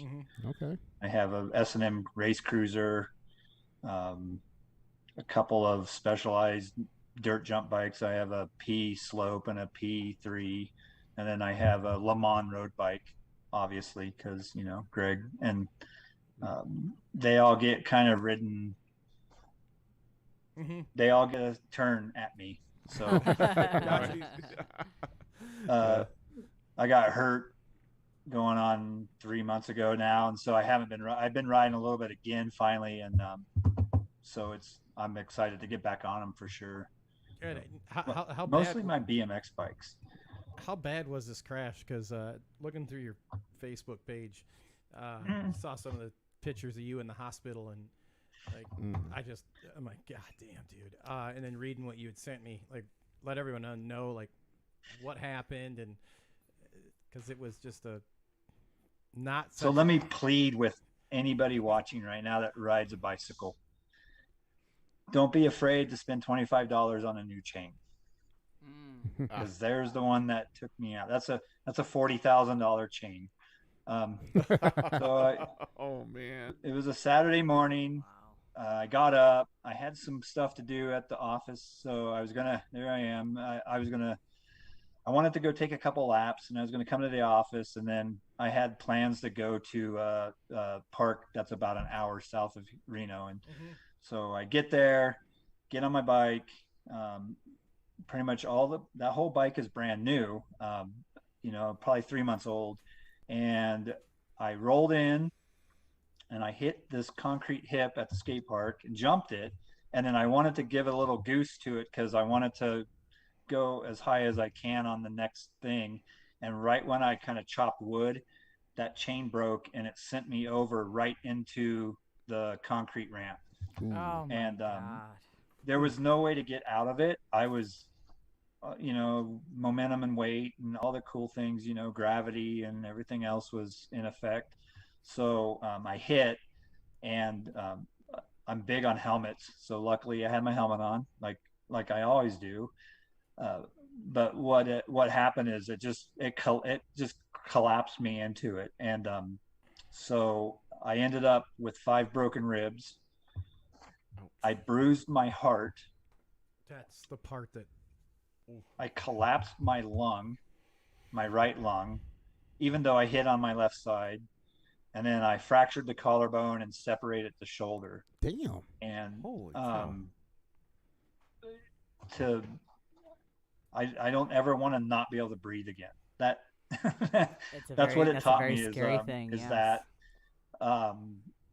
so many people were like, what do you need? Do you need help? And I was just, it's funny because I almost felt embarrassed about it. Like, I'm not supposed to crash, but then everybody crashes. And so it's been kind of this like slow road getting back onto my feet. And even now riding, I'm pretty like hesitant about things right now, because I keep thinking I'm going to hear that chain noise again, and I really don't want to go over the bars and do that again. So I'm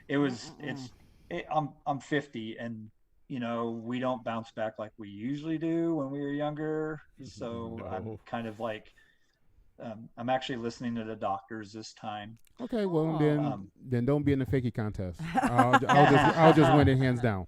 Okay. But I was going forward for that, so backwards doesn't bother me. right. I mean, if you're scared, I understand. I've been going out. I took the 20-inch out to the track. Actually, I was in Fernley at Fernley BMX yesterday.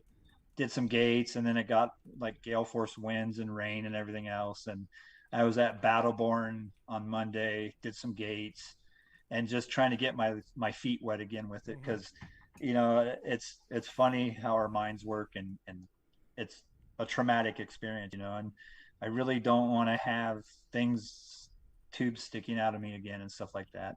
On another note, because we were in COVID and in school, I didn't miss a class when I was in the hospital. Very nice. Oh, Very There nice. you go. That's true. And I had a cool excuse to excuse myself during Zoom class, because I could just say that they were going to give me some drugs. Ah, You can't beat it. no. Well, I tried using that excuse one time in school, and I got 4 days suspension. You didn't have Zoom back then. Yeah. I was gonna say, wait a minute. Yeah. I'm If trying you to know what figure I was taking, I know. Well, if you know what I was it is taking, what it is. you thought we had Zoom. I was like, "Ooh." I'm zooming. Yeah, so you were zooming in your Yeah, own way, exactly. right? Oh wow. So the other interesting thing about it now is that I bought all new chains for my bikes, and then I also bought extras in case I had to change that chain again. God love you. And Okay, so what's your chain of choice? Great I really question. for anything that isn't race wise, I like the Odyssey stuff. Mhm. So I don't use half link chains. I just use the Odyssey regular link, and for my race stuff, I use KMC chains, because they've never really failed me before. I think a lot of what happened was I let the day before that accident, usually I'll let kids just ride my bike. They'll be like, "Hey, can I ride your bike?" I'm like, "Yeah, don't steal it." And I remember letting a kid ride my bike, and he was riding around. And I think what happened is he probably hit that chain on something, on a piece of coping or on concrete or whatever.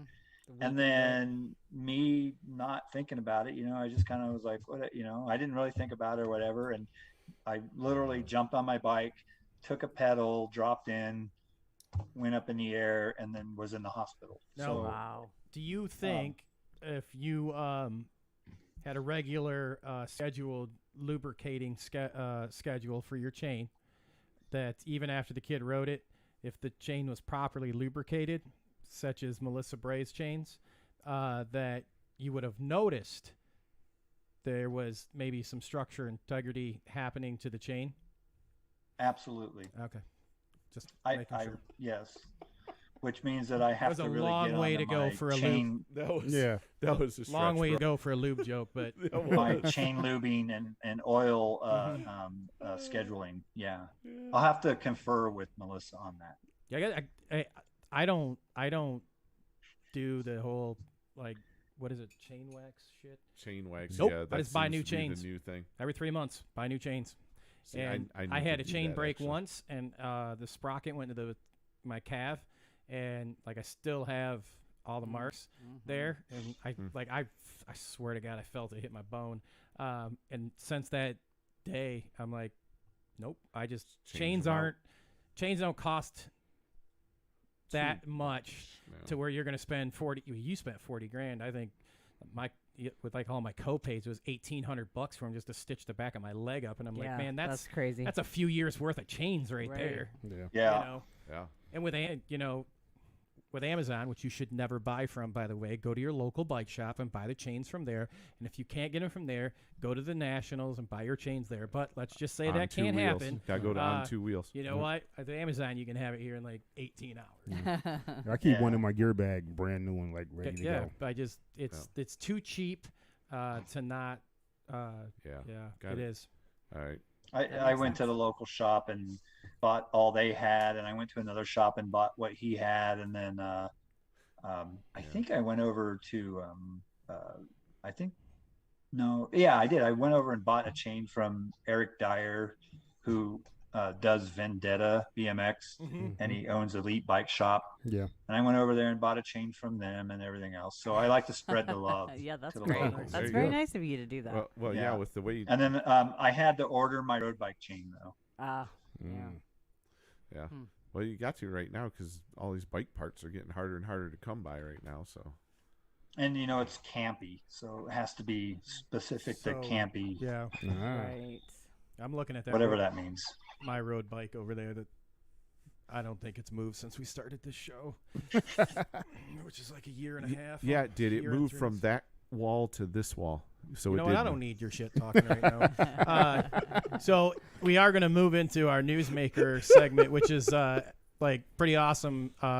This guy is going to be super lucky that he gets to join us this evening with you on here because our good friend Randall, he's got this big event coming up at his property where he built some just massive jumps. Oh my gosh. And Yeah.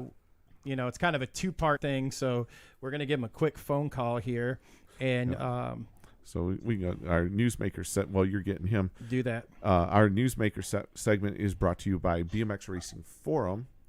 So if you're looking, this is a cool little website. I went on there the other day after we had Anthony on, and I posted a show up on there.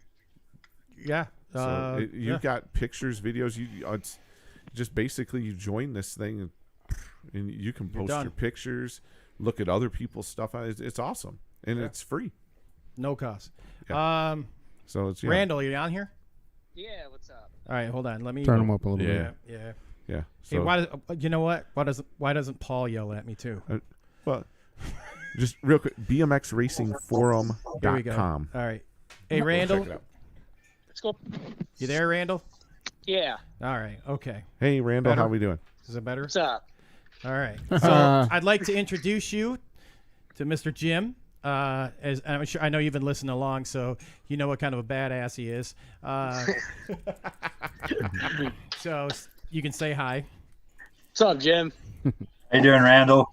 So you're looking at in the slideshow, which I know is small. And if you give me 2 seconds here, what I'm going to do is I'm going to actually make this larger so Jim can see the slideshow of all of Randall's work here.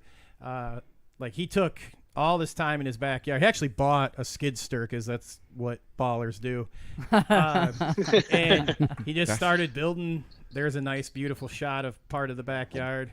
And he looking awesome. you know what? I don't know how it's going to be in the next part where I got the pictures of the roll in.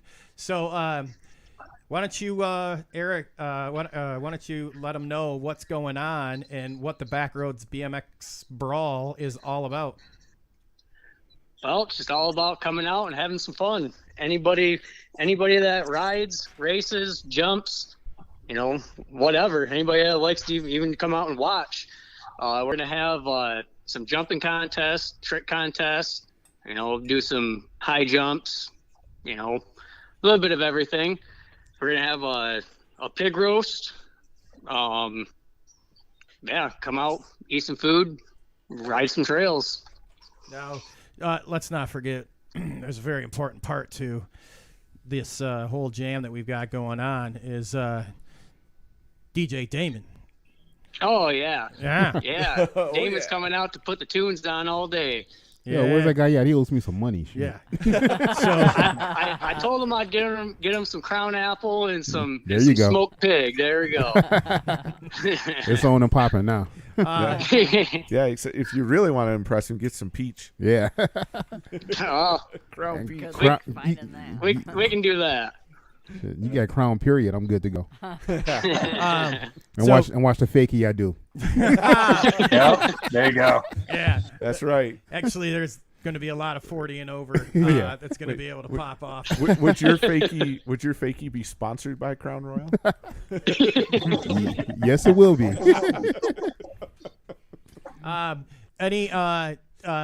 Jim, you said you've had parties, you've done jams and get-togethers. Any tips maybe for Randall that being this is his first time, and it is on his own property, by the way. So any Helmets and waivers. yeah, besides helmets and waivers, any other tips you could offer Randall for his jam that we're gonna have? He already knows it. Just have fun. Like, you're going to get a bunch of dudes together and hopefully some women out there too. And everybody's just going to have fun. And like, it's cool. Jams and these events are fun because if you take them for what they are, you'll learn something new. Like I always do something kind of new whenever I go to them, or if I have them, at the bike park. I've done things that I would never have thought of before, but because it's the moment, because people are there, and you got your friends egging you on, or your enemies are egging you on to get hurt, whatever it is, like, that it's just going to be a good time. And I hope tons of people show up, Randall. Like, hell, I'm looking at like July 17th, and hey, hop a flight. Hey, I man, might have to look into a flight. Yeah. if you can get here, we'll come get you. Yeah. How far? Where would I fly into? That would be a Just question. fly to Wayne. Metro Detroit. Yeah, just Go right to Grand Rapids. I'll pick you up on the way home from It work. would much better be able to go to yeah, Grand that's right. You could go to GR and Yeah. Grand Rapids, Gerald Ford Airport. So I have a silly question. Then, do you know Corey Coffey by chance? Yes, I do. Yeah, like I know she lives in Detroit, right? Her and her husband and their kids, and they have a ramp in downtown Detroit or something like that. Yes. Yeah, Corey Wagowski built it. Yeah. So I've had the pleasure of working with and knowing Corey. So I don't know. Maybe I'll give her a call and see if she's wants to go ride some dirt jumps too or something. There you go. There you go. I met that kid, Wagowski. He was like this little, I want to say he's like 12, maybe 13, and he was riding at this place in Lapeer. And then like Lapeer? Yeah, it was called the Warehouse. And he ends up like we built some shitty ramps in this barn, and then he just keeps going, and then like I leave BMX, come back, next thing I know I'm like, this kid's building like some of the most epic ramps ever. And he's a good kid and does some awesome work. And if you haven't been or rode one of his ramps, like you're missing out big time. Sweet. The next part of what were you going to ask something about the Backroads BMX Brawl?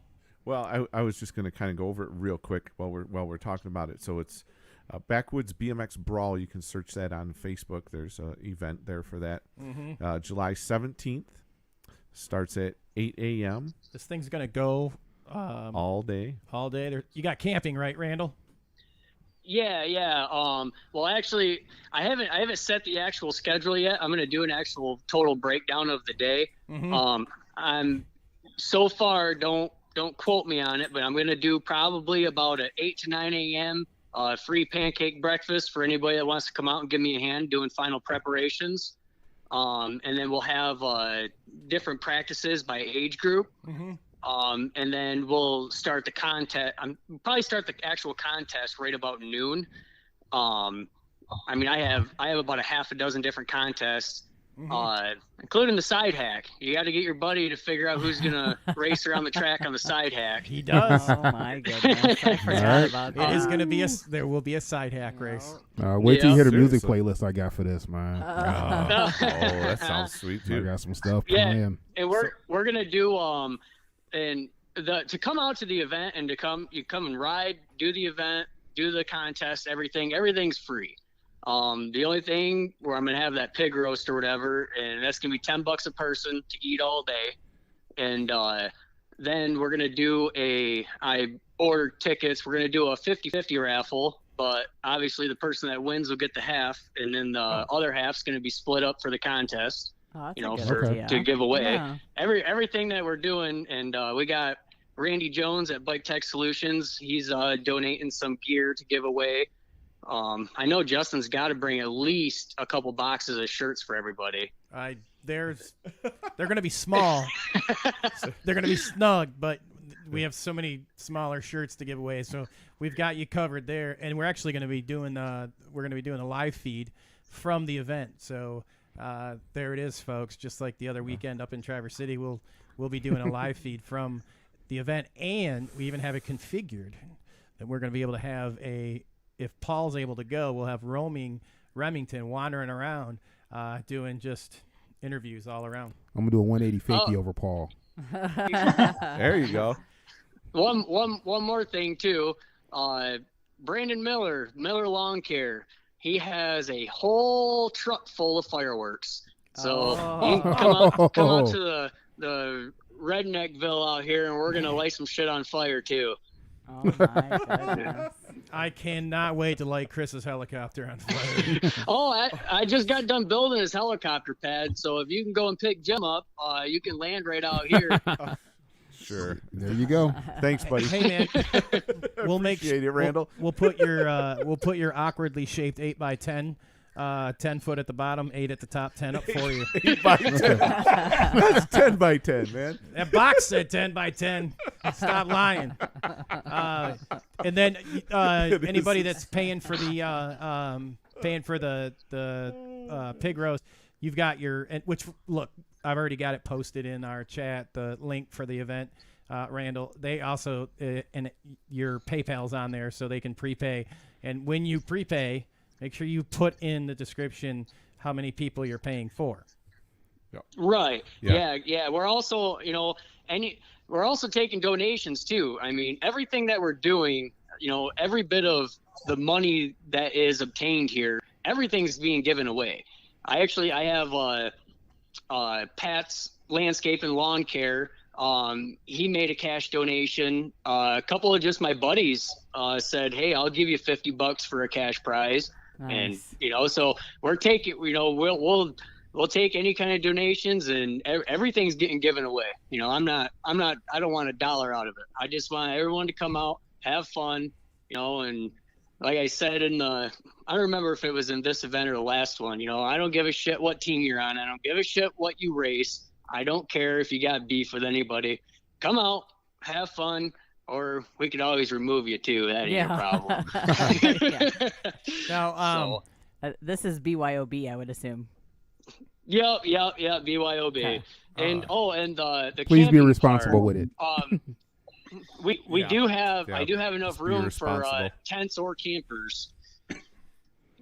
Okay. Nice. all right, nice. But make sure you give me a heads up so I make you a spot. Sure. Right now, I move forward to your rehab. All right, so this Saturday, all right, not those of us local, like Michigan literally has just been flooded. All right, so if you got time and you can, Randall's saying, hey, come out, hang out for the morning, afternoon, and help a little bit, just getting things spruced up for the event. And as the slideshow goes through, you can see exactly how hard hit the trails / track got hit with rain out there just on his property alone, and not to mention everywhere else in the Midwest. But, I know a lot of people are headed over to the Wait, what national's going on this weekend? Stars and Stripes. Stars and Stripes. But Yeah, South if Park. you're not, this is a good thing you can be part of and hang out and, help out with. So what time are you looking? I know we've got 8 a.m. on the screen. We still looking at like an 8 a.m. meet time to kind of help you out, Randall? Yeah, that's fine. I'm always up by 6 o'clock anyway. I'll be out here all day. We spent all of last weekend pretty much from about 4 p.m. Friday till midnight, and then about 7 a.m. Saturday until midnight pumping water off my property. Oh my gosh. So, yeah, it was hell. I went through 3 pairs of muck boots just trampling around in that crap, and Wow. it was hell. Oh, but man. everything's drying up now. I just got done smacking some lips on 2 sections and doing some raking, and pretty much after today today and tomorrow, I think we should be all set to be able to hopefully get everything dialed right in on Saturday, because my plan is to glue it on Sunday. So that's my end game plan. So yeah, 8 a.m. Saturday or whenever, just give me a holler. Very nice. Very nice. Getting serious. He's got glue and everything, people. This is going to be something else. He ain't If you want to send some of that water out to Reno, I'll be more than happy. Yeah, right. no Man, Yeah, would actually, we be happy? I got another 150 yards of clay sitting here ready to go too. So we can keep building whatever the hell somebody wants to wants to jump, come on out and slap a shovel on it. Let's do it. So Well, I got a whole thing of Roman candles. I'm gonna shoot at people while they're jumping. I'm gonna make it very interesting. Look, you know? that shit ain't a BMX. That is not a BMX jam until somebody's getting shot with Roman candles. Exactly. You remember they used to do that out at remember when Waterford state races? We all used to have the bottle rocket wars and stuff. See? They always had the huffy tosses and the bunny hop contests and stuff. Allegedly. Yeah. Allegedly, I kind of remember this. Billy from Gate 9 wants to know if his spot insurance is going to cover him. No. Your spot. No. Spot. This is not a sanctioned USA BMX event. Just checking. So, no, absolutely not. Billy. But Billy, you are more than welcome to come out and hang out and donate some T-shirts. And Yeah, you don't need to go to Akron that day. Come on don't. out. Yeah. No, they'll be over in. Unfortunately, Akron's Old Fools Jam is that same day. Yeah. Damn it, everything's going on that So week. Yeah, everything's going on. That's why I said he don't Randall, need to you're go to lucky. I Akron. love you, man. Yeah, that's the only day that we don't have any state races. The only thing I that know. I seen going was the Gold Cup in Illinois. But well, and now we're pretty limited. now you have Lansing's rescheduled state race on Sunday. Yeah. Yeah, The yeah. next Luckily, day? I Yeah. talked Yeah. to Steve, The and he's next like, "I'm gonna day, try to 18. get it for Sunday." So Which that he worked did. out pretty so, good. yeah, It's going to be so painful with being shot with bottle rockets. Tell and me Roman about it. candles. Oh, God. Oh, wait a minute. I'm Bottle Rockets and Crown Royal and be like, oh. Yeah. You yeah, guys- that 10 o'clock registration time. They better have it online. You guys are going to be moving real slow come Sunday morning. Well, we have to drive home, so they can't be cocktailing that much. Oh, but- No. Oh, Chris, you're getting toe up that There's day. like all that stuff. Well, Jim hasn't saw the portable rig. I'll send him a video after the show. Oh, and yeah. Jesus H, this thing. It's going to be a blast. Yeah, It's it's a gonna good be something time else, and you always guys. good coverage. So I think I'm staying somewhere in uh, Lansing that night. Yeah, Yeah. save yourself the There's drive. nothing better than lining up for your main event and you have a hematoma from a Roman candle. So Hey, there you go. yeah, that's true. Randall, again, I want to say thank you for inviting us out there. Yeah, and we'll see you soon. It's going to be a good time. Randall did it right. He got he bought himself a Ethernet cable, so he knows that our shit's going to work right when we're there. Oh, nice. We don't have to rely on any cellular or VPN or any of Nice. this funny stuff. We're just going to hook it right up and make it rock and roll while we're there, man. That's He got like what, a 300-foot Ethernet cable? I think he said 50 foot or Oh, okay. something. Oh, that's cool. I think it was 150. Yeah, we'll Oh, make nice. We'll make it work. it's still going to be better than trying to run off a hotspot. Oh, of yeah, course. definitely. yeah. You know, everybody's going to actually be able to see how this thing's supposed to work. Yes, I can be like, Go to take the thing. No. Oh, yeah. It's not going to do all that crap. Randall, thanks again. I'll make sure we get it posted on the page as we have already. Yeah, I you did this guys morning. take notice. Be there. Help us out Saturday if you ain't got nothing going on. We look forward to seeing everybody there. Randall, have a good night. We'll talk to you soon. All right. All right, man. Thanks. Take it Bye, easy, Randall. guys. Yep. thanks, Randall. Thanks, Randall. Great guy right there, and Awesome. I cannot tell you how much he has literally so much invested work. in just to put the event on. Like that's just pretty awesome. And I didn't get the picture of the starting gate that he built. Well, starting hill he built, especially at today's lumber. It's like a two-directional It is. something or Yeah. another. That probably cost it's ridiculous. Chris, you want to Oh let my them gosh. know who's going to be on next week's show? Are we going? Wait a minute. Bro, I'm jumping around. Quit, Yes, you are. quit reading your script. Well, how am I going to know who's on? You should know who's on next week. Legend. Jim, who's on next Yo. week? Brian Fell, legend. Legend. Part 2, son. All right. Mega Design Group's Mr. Brian Fell will be joining us next week on the All Things BMX show. How's that? That was good, but you know what? We got to go back and we have to listen to the show because remember afterwards, like all the stories he shared afterwards. Oh, Yeah. We've got to remember like what was talked about on the show, what we can't talk about, and what we Right. can talk about. Oh, I know there was some good rental car stories in Oh there. my god! I think Marie McGillivray was in part of that. Yeah. and there was some. Oh, there's some He stories shared on that that. on the story. He did. Or on the show. Was that on the show? Yeah. How do you guys? I was privy to it. That's why I wasn't Oh. in the after chat. right. Jim, I'd okay. like to ask if we can invite you back on for part 2.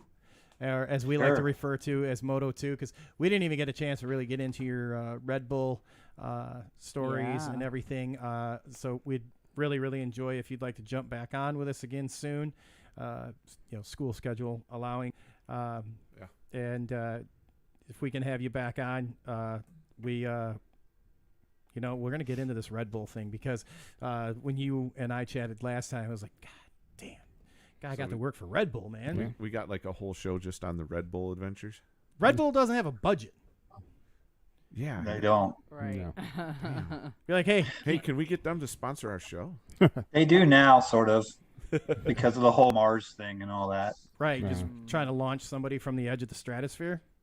Yeah, I think they're involved with Mars and putting someone on Mars.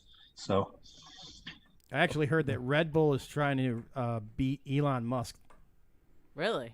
No, I just made that up. Oh. You know what? no, not that, but they're in conjunction. I think there's a pretty big conglomerate of those people that are All right, throwing money at it. So I got one question for Jim before we start wrapping all this stuff up. Jim, in all your travels, have you ever derbied a rental car? Oh, great question. Amen. I was in Rockford, Illinois. Yes. It was 2008, I believe. And it was probably raining. It was probably raining, as it always does in Rockford. No, it didn't rain that year. actually. What? No. So we had a Crown Victoria. Yes. Oh yeah. Good old Crown Vic. Town car, man. I was with a BMX racer. His name's Mike Larson. He lived in Truckee, California. He was actually AA pro, and Mike was A pro at the time. And me and Mike got in this car, and we were at one of the convenience stores kind of near the track, and I went full on Dukes of Hazzard in this Crown Vic. Yes. We went down the road, and I'm trying to remember like Rockford and kind of it's that park is off the, you come off of that main road and then you take the right or whatever, then you go back into the park there.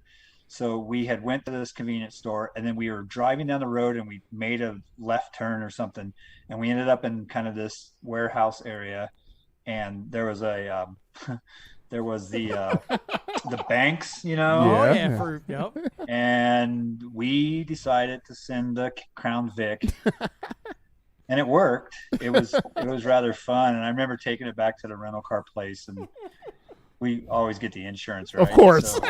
So, but the dude at the rental car place was like, "What did you guys do to that car?"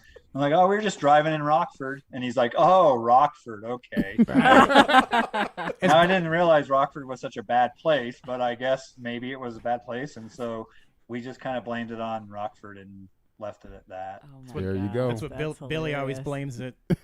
Anytime he comes to Michigan, Billy from Gate 9's like, your roads are shit, which they are. So you probably get away with that at Rockford, too. Is like, it's just, rough roads, bad roads. So Definitely. But I think I know the industrial area you're talking about, because there used to be a skate park over in that area called the Pit, at PIT. And, man, like, they all had, like, not elevated loading. Like, so they all went down. So the oh, man, you could boost some shit in there. I don't know about fakies, but god dang, you could catch them there. I mean, he was in a perfect car. He's in a Crown Vic. I mean, Could you imagine pulling up to the rental place and they're like, what the hell happened to the strut towers?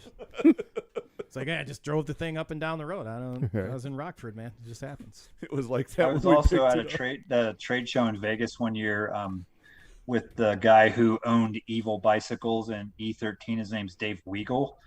And Dave Weigel has created all these like suspension components, the DW link and all that. He's a genius. Him and George Costa are really good friends from Renan, right? Oh yeah. Yeah.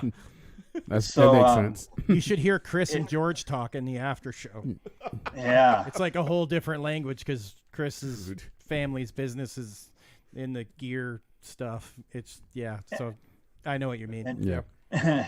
And Weigel, I'm driving, they're all wasted, and I'm taking Michael Tobler, who was a guy who worked for Dave, to the airport in Vegas.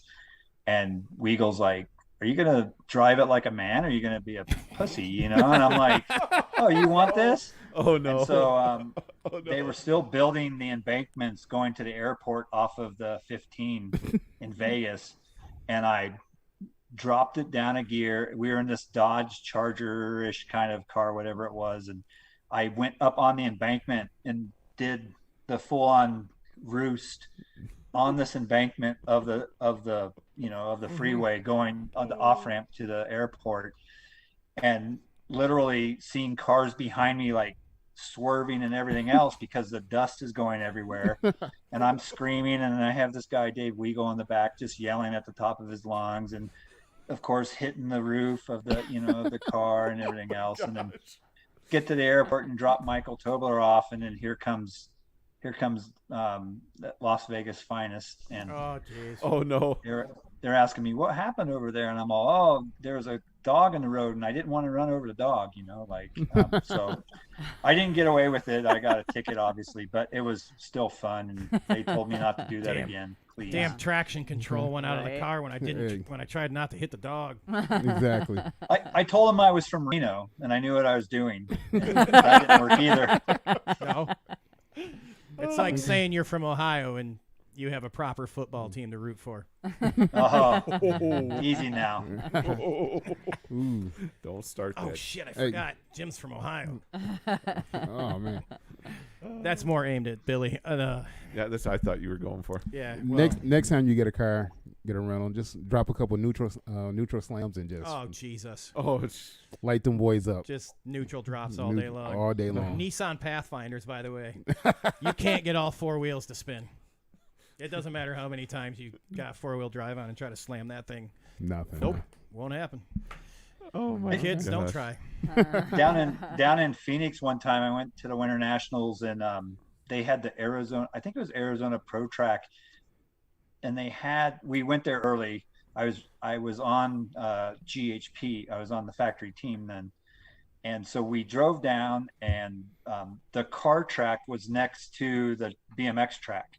Uh-oh. And I remember me and Mike Larson again. And if you ever met Mike Larson, you would be like, this kid doesn't do anything wrong. He's a perfect angel kid. And I just remember me and him, getting the gate open to the car track and then taking the rental car on the car track and doing laps.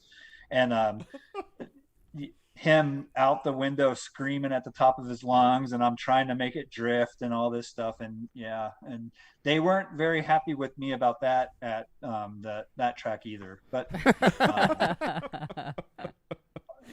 sometimes you just have to live in the moment and do what you're going to do. And so I need to get Mike Larson lives in Indiana now, and he races cyclocross, and I need to get back with him so that we can go rent a car and do have some more shenanigans, because We've reopened. it seems like every time I was with that kid, we were doing something crazy, like. Now, see, y'all been having fun hanging out the window. Now you got to ghost ride the whip. I mean, just let it go, hop out, ghost ride it. Oh, jeez. Hey, They're rental I cars. myself over doing that. Yeah, no, that's what would happen to me for sure. You got this. You're a pro, man. I thought you were gonna say doing like where they get on the hood of the car and surf. He already did. I mean, they already basically did that. He was hanging out the window, sitting on the window, Yeah. Now it's time to just, drop some donuts right in the middle of the intersection and ghost ride it real quick and be like, okay. That's how you make an interest with a BMX race. You Right.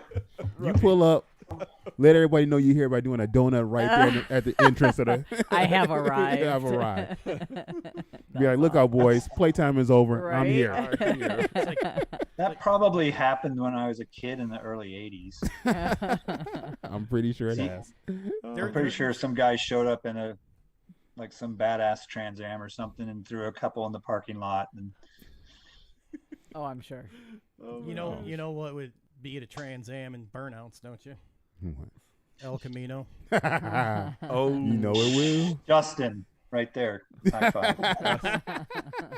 that's Justin's Elk. dream. Yeah. 69 elk. That Yeah. thing will, The thing about it, take a look at what's behind Justin and her look on her face. I don't have to say anything. Yeah, we know. Yeah, we know. On- You don't on have our- to say a word. On Damon and I's lost adventure up to Traverse City the other week, we driving along the road, and all of a sudden we're like, El Camino for sale. "What the fuck What- was that?" what- And we're like, Did you guys stop and turn around and go back? I actually said, because Damon's like, hey, on our way back. And I'm like, look, I doubt whatever route we're taking is going to take us home. You're But going I'm like, back. we need to stop and like take a picture and just send it to Melissa, like driving her home. Yeah. You know what has to happen before anybody would get anything like that? Oh wait, so let me get this straight. I didn't say he no, was. No. I didn't say. hold on, I said let what me- had to happen before we'd even consider it. No, let me get this straight. So Negotiate this, Damon. Negotiate it. So There's no negotiation. So if he throws that ring on that finger, he can get the L. No, that's not what I said. I said I wouldn't even consider it until Negotiations start at that moment. Right. That's what I'm saying. negotiations would. So soon start. as he go get that diamond ring, put it on your I finger. mean, it doesn't have to be diamond, but yeah. Whatever. Okay. Soon as he get that ring, so he's acting like Beyonce. Putting a ring on it. Yep. Okay. Then he can go look for the El Camino. I said negotiations would start. Didn't say he should go shopping. Well, I mean, said the conversation would start. Well, I mean, but you have the ring. That doesn't mean But he gets the car. Negotiations start. There's no guarantee. See, Justin's hearing me. Well, I'm just saying, you know. I've literally worked every angle on this. He gives you something, he gets something. What- You get something, I he did. gets something. Okay, I give this. I get the ability to Ah. negotiate. Dude, That's right. Don't I'm you know giving. a guy in Duran that could like get you an El Camino and a ring like in one shot? Oh, damn it. Oh, yes. I don't even have Genius. words for that. That's Genius. right. This motherfucker next to me tonight. You just tied in a Duran joke, which is the little shithole town I grew up in, an El Camino, and an engagement ring joke. And on that note, it's time for Melissa's trivia, Right. which is brought to you by the greatest, second greatest, as we found out tonight, place to take a bicycle to, and that's Ray's Mountain Bike Park. That was pretty impressive. God damn, Chris, you are on fire. We need that, Chris. All show. I don't. Yeah, we do. Thank you. You can't go wrong with an El Camino. Come on. I don't want an El Camino that comes out of Duran, okay? Probably not. Because it's been derby to hell. It's probably That's, not blocked. that's what you want to. We're gonna call it that. Yeah, that's. All right. All right, we're time for Thank you, Melissa. Ray's. I don't even know how to follow. Thank all you, that. Ray's Mountain Bike Park, for Yes. Gonna do it. not being a sponsor. Any longer. Right. It was fun while it lasted. Yeah, right. Oh my God. All right. Okay. All right. Well, I have a pretty fun question, I think, this evening. But the prize pack, our usual sticker bandits there, koozie, Rad Dad koozie. Number 6, Heavy Pedal zine, headed your way if you get my question right here. And then I got. There's just some irony to this one. Some Get Boned T-shirt here. Shout out to T-Bone BMX. That's right.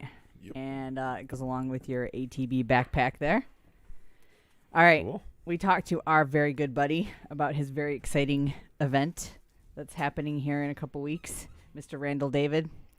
I would like to know the street that Randall lives on and the city.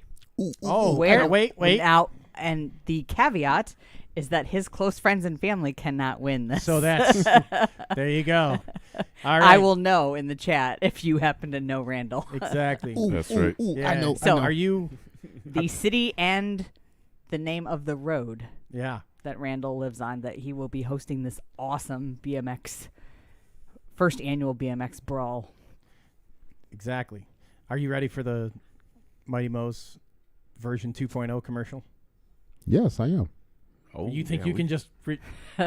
You want to recite it? Hell no. Oh. Wait, I thought it was already recorded. I did No. too. Oh, No. you want me to read over it? Yeah, I don't have them. I didn't. I thought you were just playing it as it was. All right, we'll just do What have you that. guys been doing No. all week? Here, fine. What the hell? No.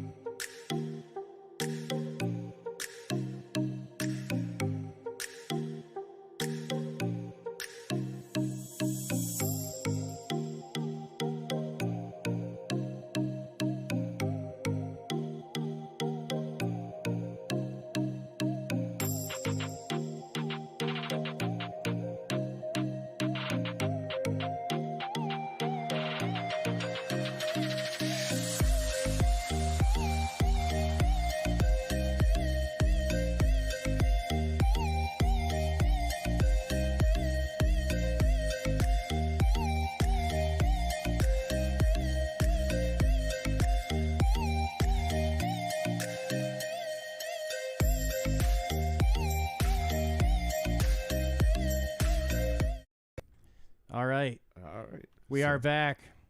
And So wait, before we go any farther, because Jim wants to jump in on something, but we also have to offer Jim the official co-captain That's right. Yep. of the ATV dodgeball team. Oh, If you decide to go on the cruise, Yeah, you got to be on our co-captain, team. co-captain of our dodgeball team, Jim. I have to remember the rules of dodgeball. It's If- duck, Dive. dive, Yep. dodge. Yeah, if you can dodge a wrench, you can dodge a ball. Okay. That's all you need to Ocho. know. And I promise our outfits aren't going to look like the ones that accidentally got shipped. I don't know if I want to be on the team. man. I knew Jim was going to be our co-captain.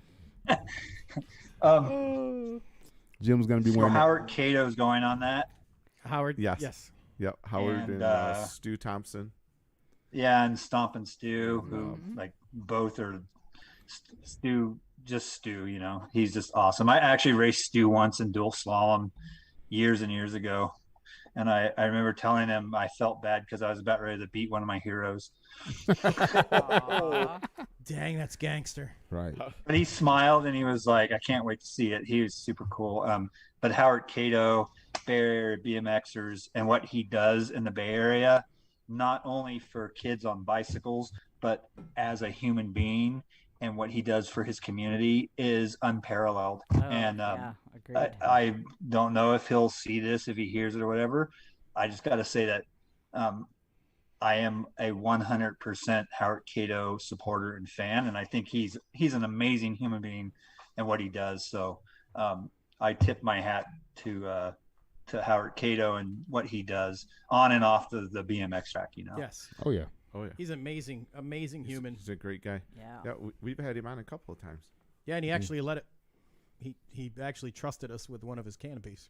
Oh, that's Yep. right. Yeah, he did. Yeah. He said it. Sarasota. He comes up to me. He's like, one of his riders crashed pretty hard, and you know, it's Howard. He had probably a main to run, and he's like, I gotta go, because he's going to the hospital to make sure the rider's okay. And he's like, can you take my canopy? I'm like, Howard, I live in Michigan, but I got you, because. Gate 9 was there, so I was like, I'll just throw it in the trailer. We'll get it there. Don't worry. He's like, yeah, just take it to Was it like Rock Hill. Yeah, just take it to Rock Hill. Rock Hill? I'm like, That's right. Yep. and like, you know, I've known Howard from being on the show, and you know, just talking to him at the races, and he is just an awesome guy. Man, you can't be, you know, Yeah. just a super good dude. Yep. Check him out. When you wake up and you're like, man, there's 2 people you can go watch some video. 3, you're like, man, I don't feel like riding. You go look at Hacksaw shit, and you're like, Jesus Christ, I'm never gonna win this fakie contest. Then you're gonna go look at Howard Cato. He's probably running like 9,000 stairs, right? Yeah. And or then- riding up some giant hill, Right. doing sprints. Yeah. With like 13-year-olds behind him, and then it's Chris DeSoto, Yeah. you know, Chris Allen from DeSoto BMX, like most positive TO you're gonna meet. Oh yeah. No. True. Yeah. I haven't talked to him in a while. That's funny you Should say check that. in That's a with really him. good segue because he's going to be on the show in a few weeks. Is he? Sweet. Well, So is Monica Kelly. Oh, there we Nice. go. Mm-hmm. All right. Holy. gotta wait till August for her, but Yeah. Yeah, that's all I right. was lucky to meet Chris when I was in Texas building the Texplex. I would go there and race cruiser and race BMX, and he was just the nicest dude. He'd come up to me, he's like, "You're not from around here?" And I'm like, "No, I'm from Reno." And we started talking and stuff, and then he made me feel at home. You know? Yeah. He made me feel like it was my home, and I'm Yes. just there racing races, and every kid that went by, he's just positive and a cool dude, and just I like to see him, and I love to see what he's doing. Him and Casey are doing down there in DeSoto. What a cool thing. absolutely. I hope he remembers me. I hope he remembers Hacksaw, because we had some it was fun times down there. So Yeah. Yeah. Well, he No, he's a good he guy. convinced Melissa and I to go 6 hours out of our give or way take, yeah. after the Grands, which wasn't much convincing because I wanted to be able to put on the It was a bucket checklist. list, yo. I got Yeah. the race at DeSoto, but it was freezing cold, and they're like, you know what, we're gonna do this race, and he actually on the intro, the guy that does the voice, it's like welcome to the show. He actually is he sent me his name and contact information.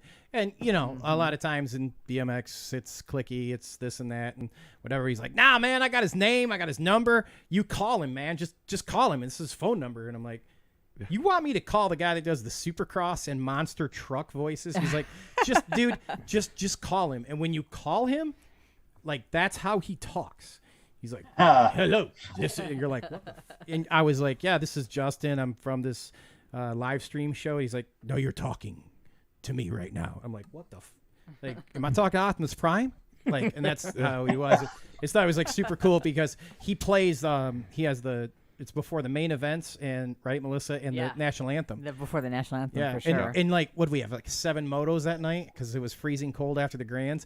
And like, it was very few. He played that like main event role thing that he had that guy make, and you're like, bro, you were hyped, And he knows he's got it down. He does a great job. And he'll be on here and just when is it? It's July. Anyway, I don't have the calendar in front of me. We'll have it posted. Yeah, but he'll be on. The 14th, I think. Yeah, the 14th. So July make sure 14th. that you jump in the chat and ask him some questions, Jim. Yeah, for sure. Yeah. Awesome. We got to do the showcase segment and then toss it back over to Jim to say thanks to anybody he likes to. So Trivia answer. Trivia. We want to check in on trivia. well, I don't have an answer yet. So it's I'll let funny. you know. Oh, really? I'm thinking people weren't paying attention. I thought they would believe they would miss this. So, BMX Showcase brought to you by Answer BMX. Thank you, John and Michelle, for everything you guys do. Chris, you want to tell them about Where are we going here? There you go. That one right there. The Girls Club. The Girls Club. Oh, okay. So what they say at the Nationals? Welcome to the Girls Club. What's that they say? No, but it does. I mean, that's your thing now. Oh, great. All right. So I cannot wait to go back and edit that.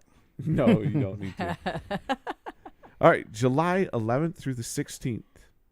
Let's see here. I gotta look at this. Stay overnight at See To It Golf Access Vacation Condominiums. Bro, you will there. be training with DL at the T-Bone Pro Experience. Pro. Jeez, I can't read this. I'm the wrong person for How this much stuff. have you drank tonight? None. Not enough. Yeah, my Fago's kicking in. It's not loaded, huh? That rock and ride. Yeah, that's right. So this is the T-Bone All Ladies Pro Experience. There you go. Space is limited. We got Now, if they use ATV, they can get into the camp for $995, and this includes all food and accommodations. And on Tuesday, they have Fun Adventure Day, which they went in some of the past weeks. They've went bowling. What's that other thing called, Melissa? They went into like a trampoline house or Trampoline bounce park, house kind of thing. Yeah. I heard at the Trampoline girls' park. weekend they're gonna go to a gun range that has 50 cals. So that'll be about sweet right. to watch. Yeah, and a little different that they're offering is just a track only package. So you can join the crew, and now this doesn't include your accommodations or all the other fun things, but you can just show Food up at and the all that, track Monday through Thursday, 9 a.m. to noon, and it's $300 a day. So you could just do a drop in if you want. But I'm going to tell you, if just pay the $995, it's the best camp you're going to get. You got DL. It's all girls camp. Amanda Sullivan will be down there. That's Baby Mangler's mom. And you're going to be able to hang out at Cape Coral BMX, one of the funnest tracks down there in Florida. There's many. There's a ton of them because it's Florida, and there's like numerous tracks all over. So always a good time. But the camps themselves, they've had two weeks already. They've been a smashing success. They've been doing day camps this week. Yep, and this week was with Coach K, and the day camps have been slammed, absolutely slammed with Coach K. So make sure you guys are there. It's going to be a great time. I mean, Chris, if your daughters were still young enough, you'd send them. Oh yeah, if they were still doing the racing and that, sure. Yeah, I think we should just ship Laura off to it. It looks awesome. I mean, seriously. I mean, Oh yeah, they're gonna have a blast. Yeah. yeah. Plus, it's all ladies. Can't go wrong with that. you don't have to worry about a bunch of guys. So it was kind of like Melissa Bray. She's doing the. Hey, what's her number one rule at her clinics? No guys. No. Guys. I know. That's not what she said. Come on, That's Chris. not what she said. Come on, Chris. Nah, Repeat. Male parts. Quote what she Yeah, said, no Chris. male parts. Oh, That's my not how she goodness. said it. We can call her, and I can get her back on the phone real quick. So that's she's a good one. that's coming up here next week. If you guys haven't done it, make sure you do it now. We'll have the link up in the chat, and we'll also have it on our Facebook page that you guys can go directly to. And you know what? Mr. Morris himself actually has the link right on tbonebmx.com. So you can go there. You can actually sign the release forms. You can do everything right there. He's done an awesome job setting it all up. So it's super, super easy. Cool deal. Now, before we do birthdays, we want to toss the microphone over to Jim and say, Jim, anybody you'd like to thank, give a shout out to, this is your time. The floor is all yours. Right, thanks.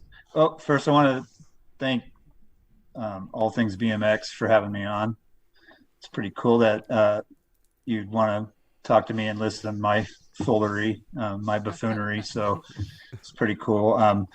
And of course, Rick Carter over at Beer Budget too, because he got me started on this thing. So thank you guys.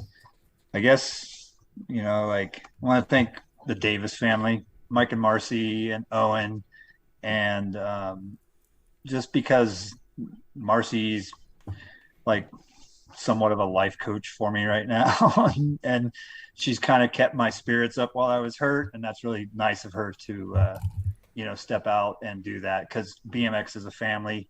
And so everybody that reached out to me when I was hurt, I just truly thank you for taking a moment to say hope you feel better. Too bad it wasn't your neck that you broke, or whatever you said to me. So stuff like that. My mom, my family, of course. I have an amazing mother and my oldest sister. They support me, especially in education. The guys I work with at KRI Architecture, David, Jason, Kyle, Liam, Jim Mickey, those guys are all support me 100%. They're always pushing me to become better. My kid, Michael, the Peanut, I always have to thank him, because without him, I wouldn't want to do anything. Probably he's the biggest inspiration and everything in my life. I'm so proud of what he does and everything like that. And then, other kind of thanks are to anybody who's ever picked up a shovel, a rake, a broom, water, had an idea, helped in staging, dropped the gate, picked it back up. Anybody that volunteers at BMX tracks, that goes out and builds dirt jumps with no intention other than to make something better. So that's one of my biggest thanks, would be to any and all of the volunteers in BMX. And I think the biggest thanks I have is to BMX itself in general. Thank you for the ride.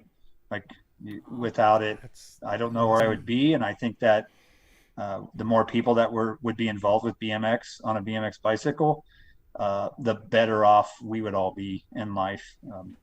So that's kind of it. Napa Valley Pool, they're my sponsor, and Neil and those guys, and they send me cool things, text messages and stuff, and they put up with me when I'm racing a race and almost kill myself in a corner.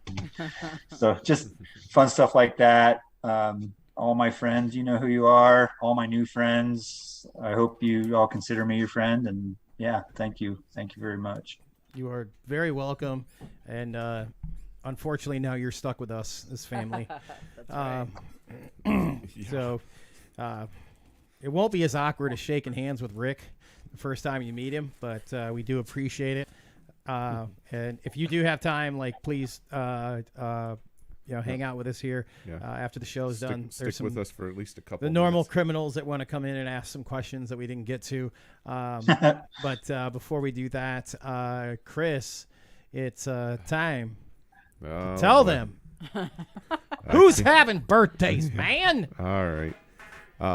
Hey, Melissa, do you have a winner yet for your trivia? I do. Okay, We will great. after the birthday. Okay. So this is the part where I get to butcher everybody's name, and everybody else in the studio gets to give me a hard time about it.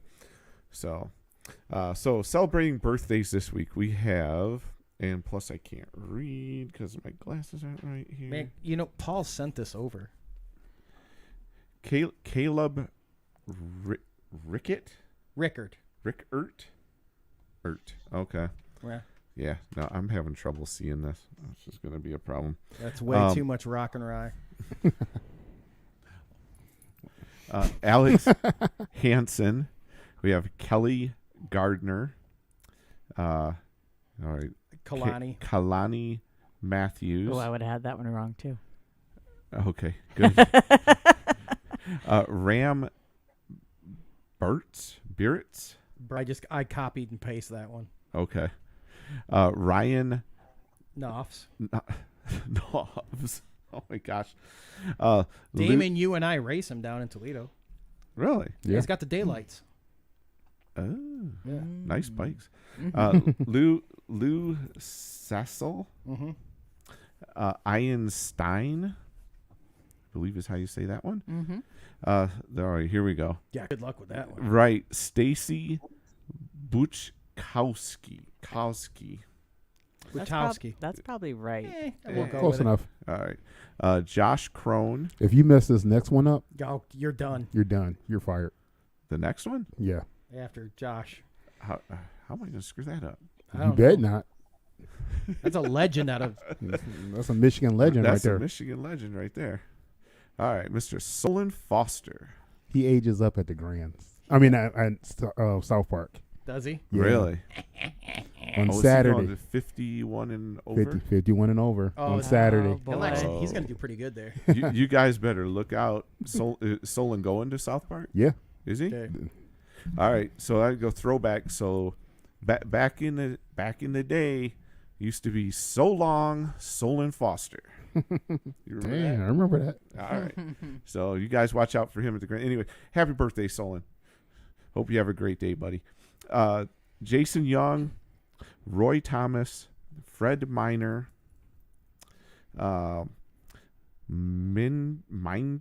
Minder Thomas. Yep. Joan. Oh boy. Roll and don't read the Roll. last one. Okay, don't read the last one. But Joanne actually is my buddy Matt that got me into BMX. That's his mom. Oh, Yes. cool. So thank you, Matt. Thank you, Joanne, for giving birth to Matt. Melissa. Yeah. Hey, one more birthday. Oh, you son of a bitch. I knew you were going to chime in at some point.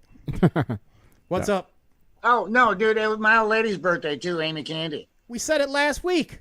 Oh, did we? Oh, I didn't realize that. I guess We because did. her birthday was yesterday. Well, I'm sorry. Maybe you and the iguana should quit doing bong rips.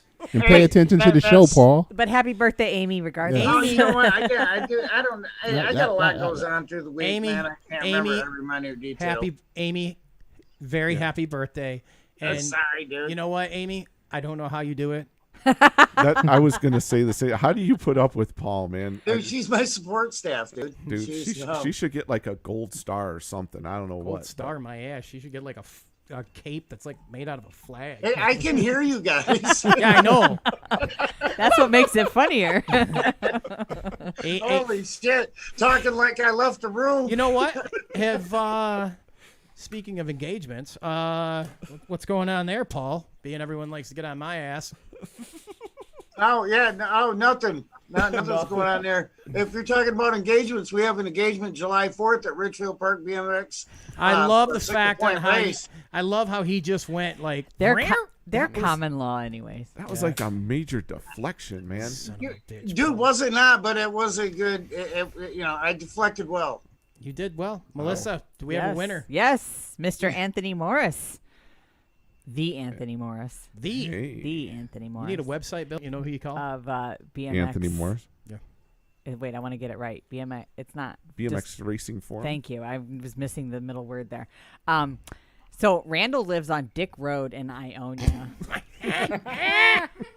Dick And road. being that we're all in the mature class. We're not. You knew that was coming, dude. Oh my We are gosh. so. Everybody giggles at We are that. so not. So No, there's one more. I can't believe birthday. somebody approved that. We have one more birthday. I'm gonna give her a shout out now. All right. This is. Go ahead and say her name. Oh, It's going along with the music. Happy birthday to. Ruby Alexander. Oh, This is this Alicia's friend? Yes. Oh, okay. Hey, Jim, real quick. Do you know the song? Yeah, it's Ruby Soho. Yep. And Ruby's never probably heard it. And she. I was gonna say Ruby's. I don't even think she's turned 21 yet. So. Oh no, they're.